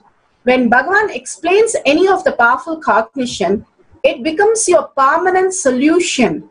When you have decided for it, then you will see the power manifestation also happening, and the chain also decides for it. One of the lady had a tumor in her body, and every time she did a surgery. But once Bhagavan said, whatever you're experiencing is just a dream, you can unclutch from that. When she took that as a reality, she simply experienced resolving the tumor, and she never had to go for a surgery. All these healings from cancer to all this, and so many people have experienced no loss after they gain height or weight or any of them, because they understood that Bhagavan's words are reality, and we need to live, even though it takes a lot of ferociousness from our side to break the boredom and tiredness. When you decide to break the boredom and tiredness and live for excellence, simply you will see that whatever you want, the reality just happens through you. Let's go to the instruction. You can download this app. If you don't have any weighing machine, we are going to increase the weight. You have a weighing machine, that's wonderful. You can place the gold chain or silver chain or some coins, and simply you will see the weight increase. Please have the video camera, because all these are your greatest moment of manifesting the higher reality. Recording all this will be the ultimate gift for yourself, and when you look back, it will be the best thing that you have recorded in your life. The moments when you were in the oneness, extreme oneness, and simply Bhagavan manifest his presence through you, and you celebrated it to the highest reality. So please make sure you record these moments. If you are not able to record, at least take a picture of it before and after. Please download the Android or iPhone version to experience the raise in the weight. So beautifully, Bhagavan himself will manifest through you. We are going to have a 10 minutes. Let's sit straight, quickly, with the head, neck, and spine in a straight line. Remember Bhagavan in your third eye.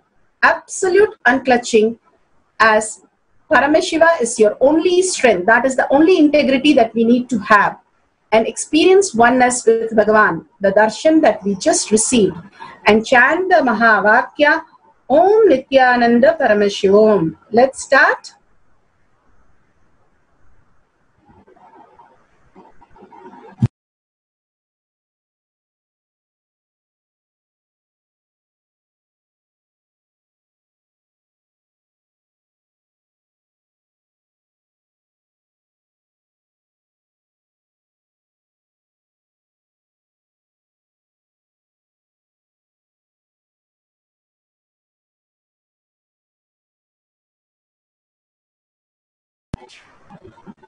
Continue.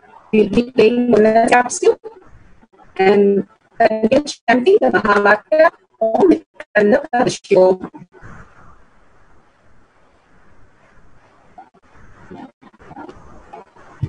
Shivam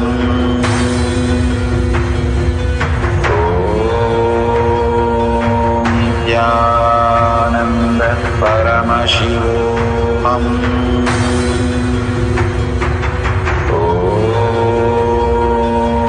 Nithyananda Paramashivam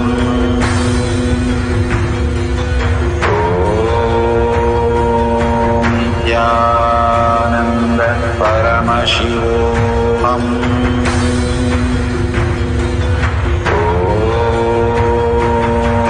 Nithyananda Paramashivam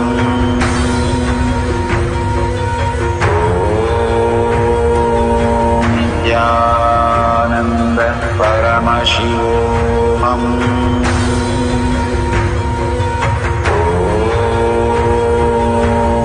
Nithyananda Paramashivam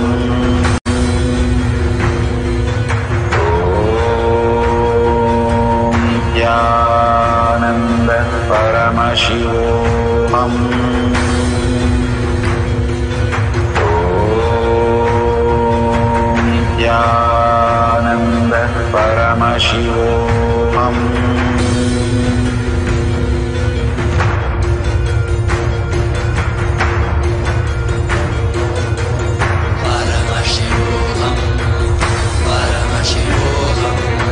Let Paramashiva's third eye manifest in all our third eyes.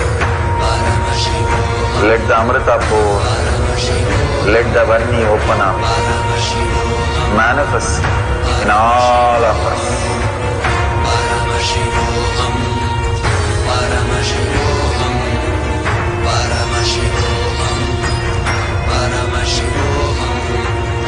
Let Paramashiva overflow, manifest the powers in all our third eyes. Om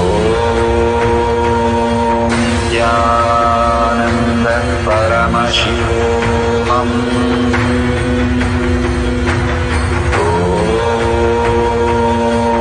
Jnananda Paramashivam.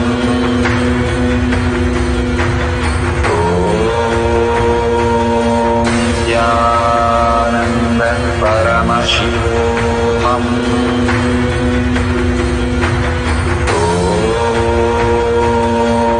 Jnananda Paramashivam. Om Jnananda Paramashivam.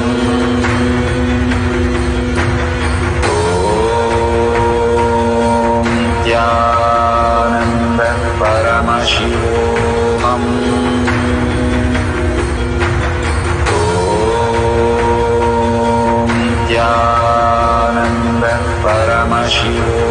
Om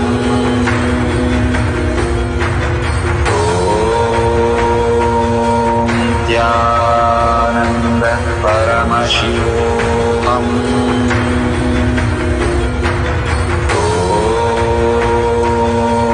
Jnananda Paramashivam.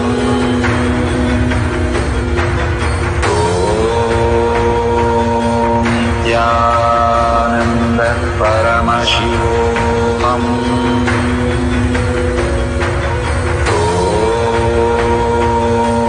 Jnananda Paramashivam. Om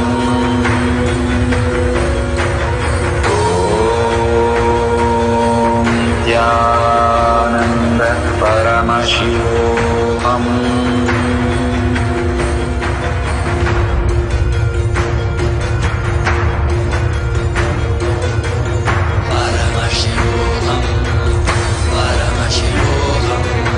Let Paramashiva's third eye manifest in all our third eyes.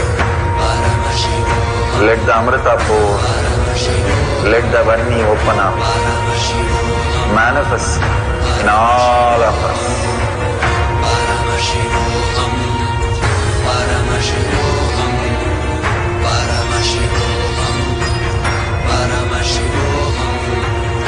Let Paramashiva overflow, manifest the powers in all our third eyes.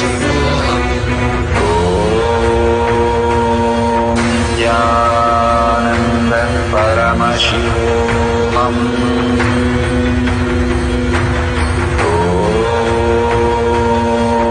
Jnananda Paramashivam.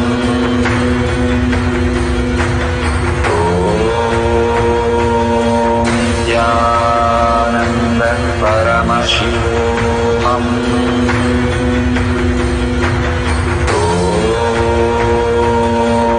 Jnananda Paramashivam. Om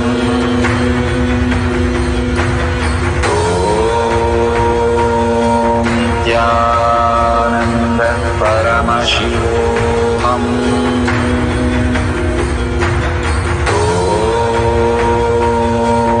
Jnananda Paramashivam. Om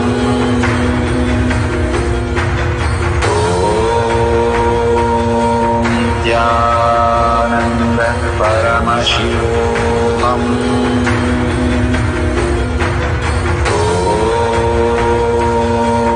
Jnananda Paramashivam.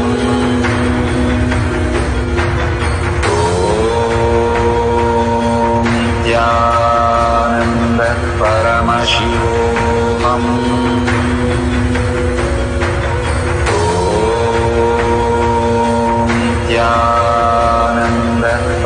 Paramashivam.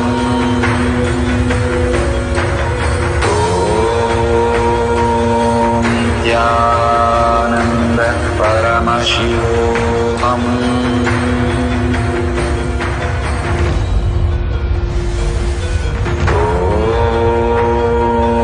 Nithyananda Paramashivam.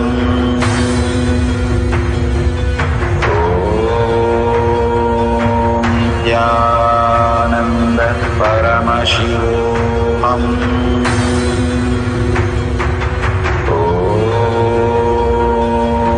Nithyananda Paramashivam.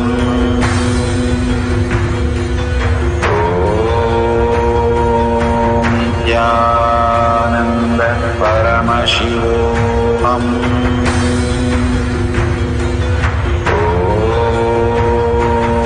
Nithyananda Paramashivam.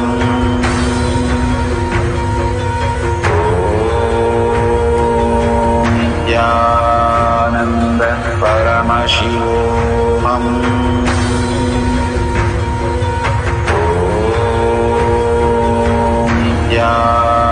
Nithyananda Paramashivam.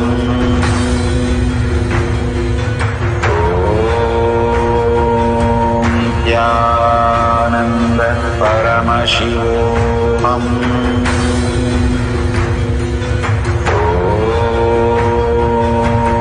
Nithyananda Paramashivam.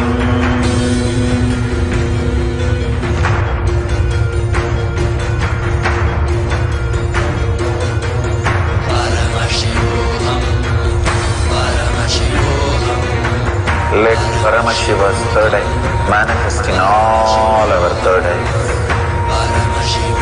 Let the Amrita pour, let the Vanni open up, manifest in all of us.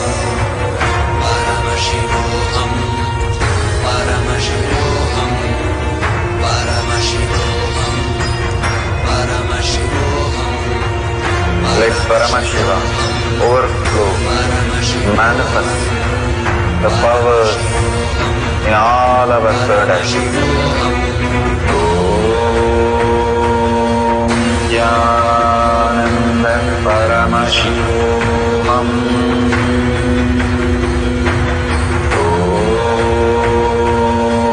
Nithyananda Paramashivam.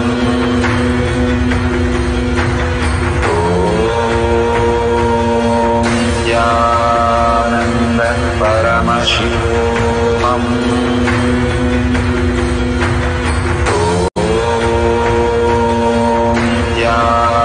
Nithyananda Paramashivam. Nithyananda Paramashivam.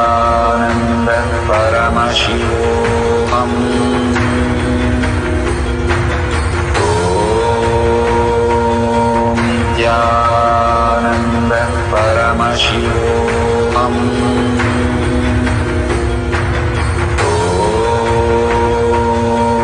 Nithyananda Paramashivam.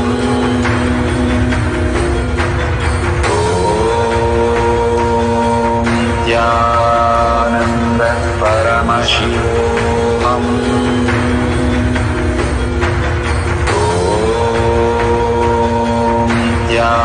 Nithyananda Paramashivam.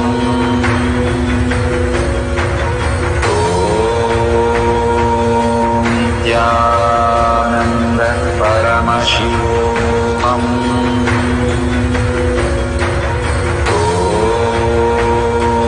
Nithyananda Paramashivam.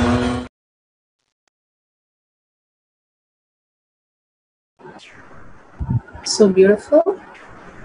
Please, Paramashivam participant, go ahead with your poll and next sessions.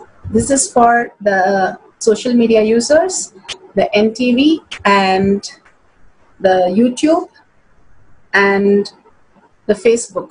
Please go ahead and share in your Facebook in Sri Kailasa Kotiyar Manifesting Power Group, which is tinyurl.com Power Manifestation. Again, sharing is the ultimate experience. This is for the social media youth. When we are sharing our experience, only when we are sharing our experience, it becomes our pulling us out of the delusion. And when we are experiencing the causing others' reality, contributing to others' life, which the liberation happens.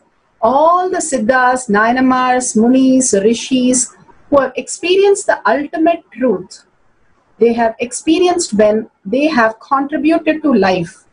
Life happens to people who contribute more and more. Experience, it becomes our. When you are sharing your experience or all these power manifestation to the world, you start believing that this is your cognition, this is your truth.